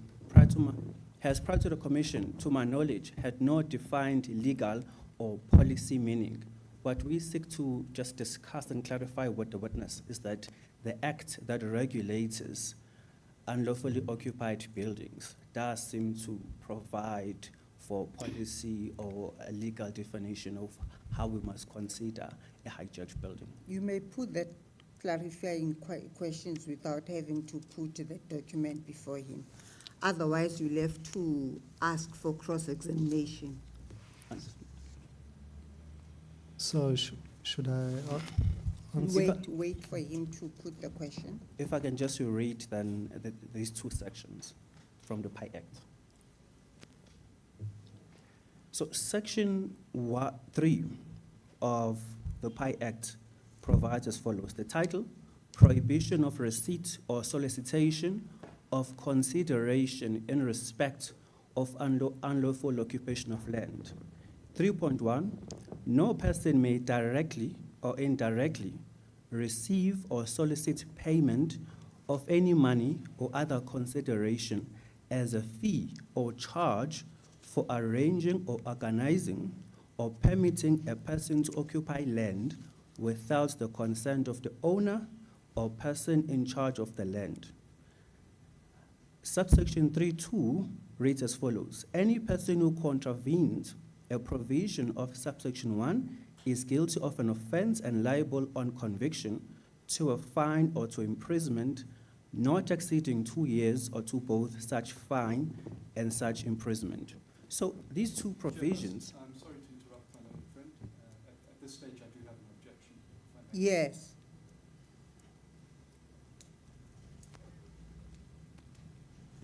Chairperson, the Commission has been very clear on the scope of clarification questions in the past. There has been no application to cross-examine this witness from the city, and my learned friend, Mr. Khoza, is raising issues that are extraneous to his evidence. There is no reference in the PI Act to hijacked buildings. That's the issue that he says he intends to clarify, and that was the issue on which the witness gave evidence. The meaning of that term, where it derived from, where it's been used. My learned friend is now taking the witness to matters of law, And those are matters, Chairperson, which ultimately we can argue in due course. We have had exchanges over the scope of the terms of reference and so on, but with respect, Chairperson, these are not appropriately questions of clarification. Yes. Mr. Khoza?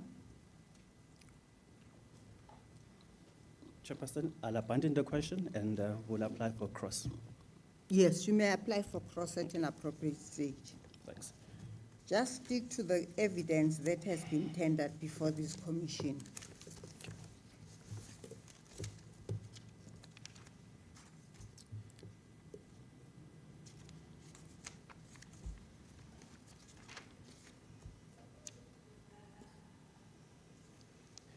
So if I may direct you to paragraph 42 of your statement.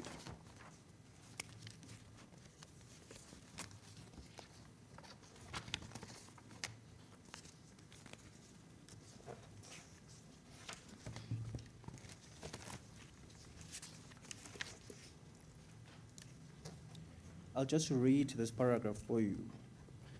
It reads as follows. I raise this point to illustrate that the fire risks in unlawful occupations have been public knowledge and known for some time across various departments of the city. And yet, to my knowledge, no specific department has been tasked with improving living conditions and fire safety within unlawful occupations. I'll pause there for a moment. So in a sense, you are saying that there is no specific department within the COJ that is tasked with improving living conditions within Region F or the COJ as a whole. But also you're saying that there's no specific department tasked with fire safety within unlawful occupations. So, What I'm saying, I mean, of course, it seems to fall across various departments, There's the issue of housing, which is within housing. There's the issue of fire response, which is emergency management and services. And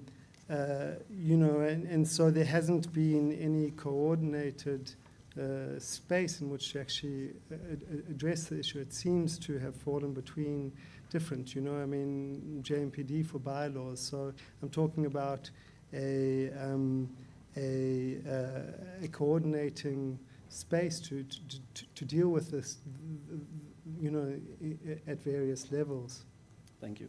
So in this commission, under Part 1, we've had Mr. Poppy, the executive director of Housing Settlement, of Human Settlement, who testified to the housing scheme that's available in relation to ameliorating the living conditions of the residents.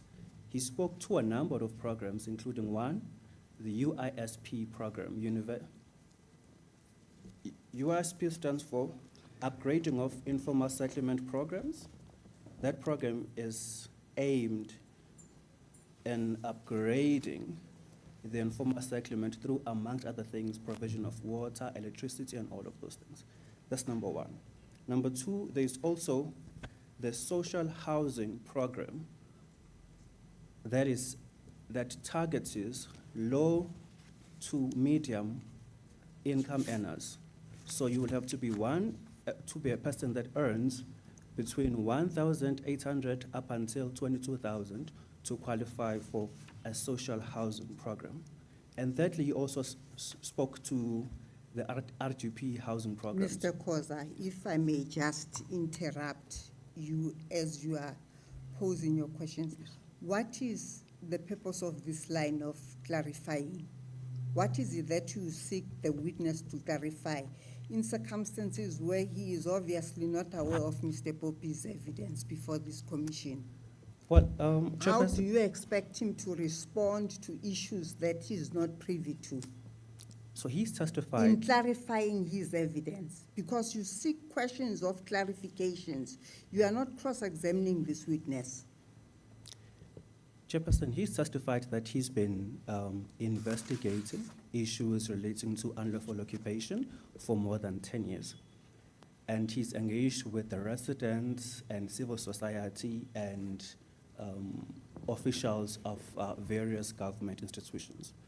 But in his statements, he then says there are no measures in place to improve living conditions. So Yes, I merely that's seek his to, evidence. yes, What is it that you seek to clarify from that evidence? I merely seek to put to the witness if he's aware of all of these housing schemes that have been put in place to improve living conditions of the residents. How in would he Region be F. aware of those in which they relate to Mr. Poppy's evidence? Well, it should be something that he would have encountered if he's investigated unlawful occupation. Put a question differently. Okay. You are adverting to Mr. Poppy's evidence. I will not allow that line of clarifying. Noted, Chairperson. So my question to you is, are you aware of these housing schemes that I've mentioned? But firstly, the UISP, as I put in, has not, at least during my research, was not used with unlawful occupations by the housing department's own acknowledgement, because these buildings were not classified as informal settlements. So to my knowledge, there may have been subsequent to my research, the UISP has been used for informal settlements in housing peripheries, but not in inner city buildings. That was precisely my point, that I think the UISP has a potential to be used.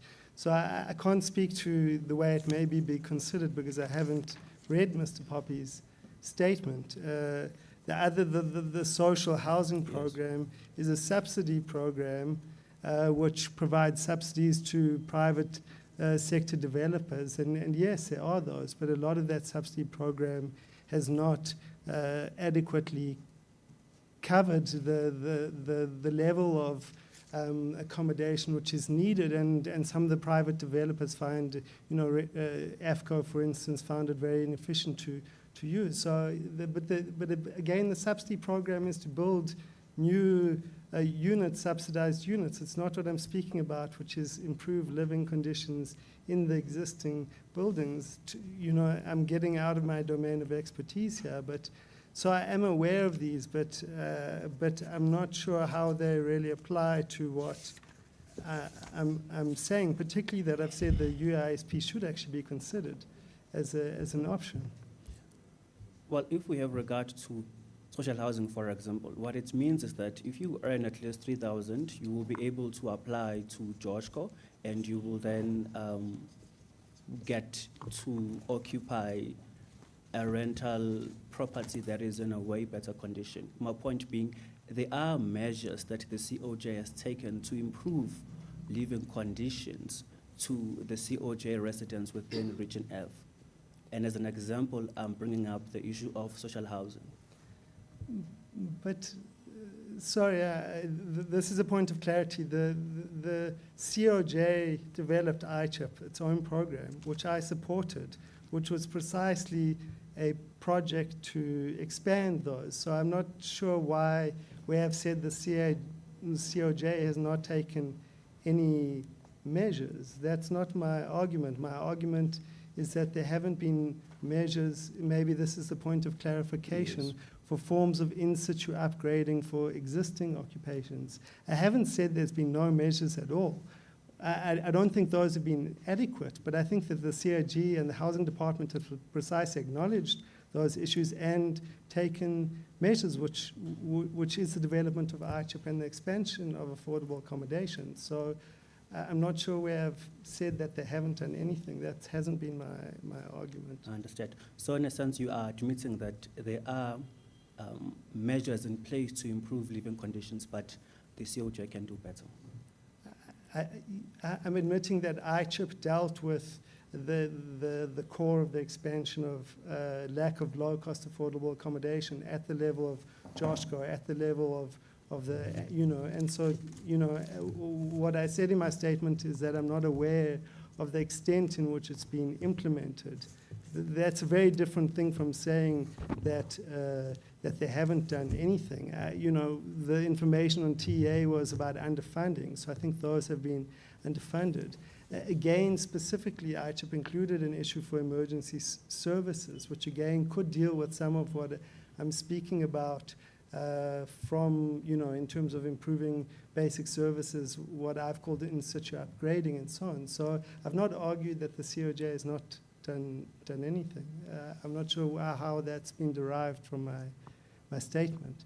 I think there hasn't been a specific coordination is adequate to deal with the living conditions inside existing occupations where these issues have been most extreme. Thank you, Chairperson. I have no further questions for the witness. We reserve our rights for cross-examination. Yes. Thank you. Is there someone from Human Rights Commission?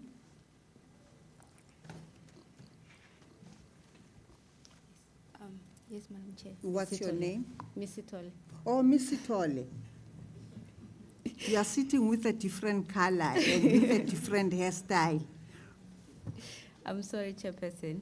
I think maybe just two questions for clarity for the Commission. The first is on the issue of evictions, and you mentioned in your statement that where TA is not provided, people are likely to then go into other building. Why is that?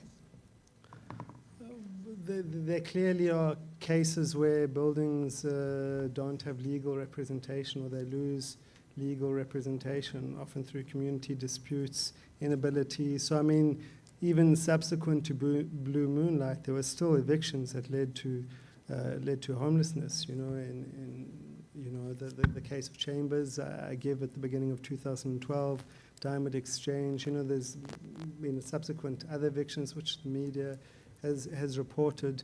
So, you know, there are clearly communities without legal representation that still end up being evicted. I think that's fairly well documented. So in those cases, as I said, in the cases that I have done research, are often people go into other unlawful occupations or other poor living conditions. I mean, people don't stay indefinitely often on the street, but sometimes they can be in the street for a few days or an extended period. Okay. Thank you. You also speak of the expansion of TA under ICHIP not having been successful before because of underfunding. It's paragraph 68 and 69 of your statement, and that it's unlikely that in the near future there will be TA available because of this issue. Do you think that funding would then be a solution to the availability of TA in future? Sure. I mean, there's certainly been, and when I say underfunding, I mean underfunding in relationship to the city's own plans, not by any objective measure, by their own projected budgets. Yes, but the building of new buildings, you know, again, you're pushing me into a domain which is a bit beyond my expertise. But from, you know, TA clearly takes time to build, the whole approval process, and can potentially, in my understanding, take years to create. So if the existing TA is full, I know, as I've mentioned, there were over 2,000 pipeline projects.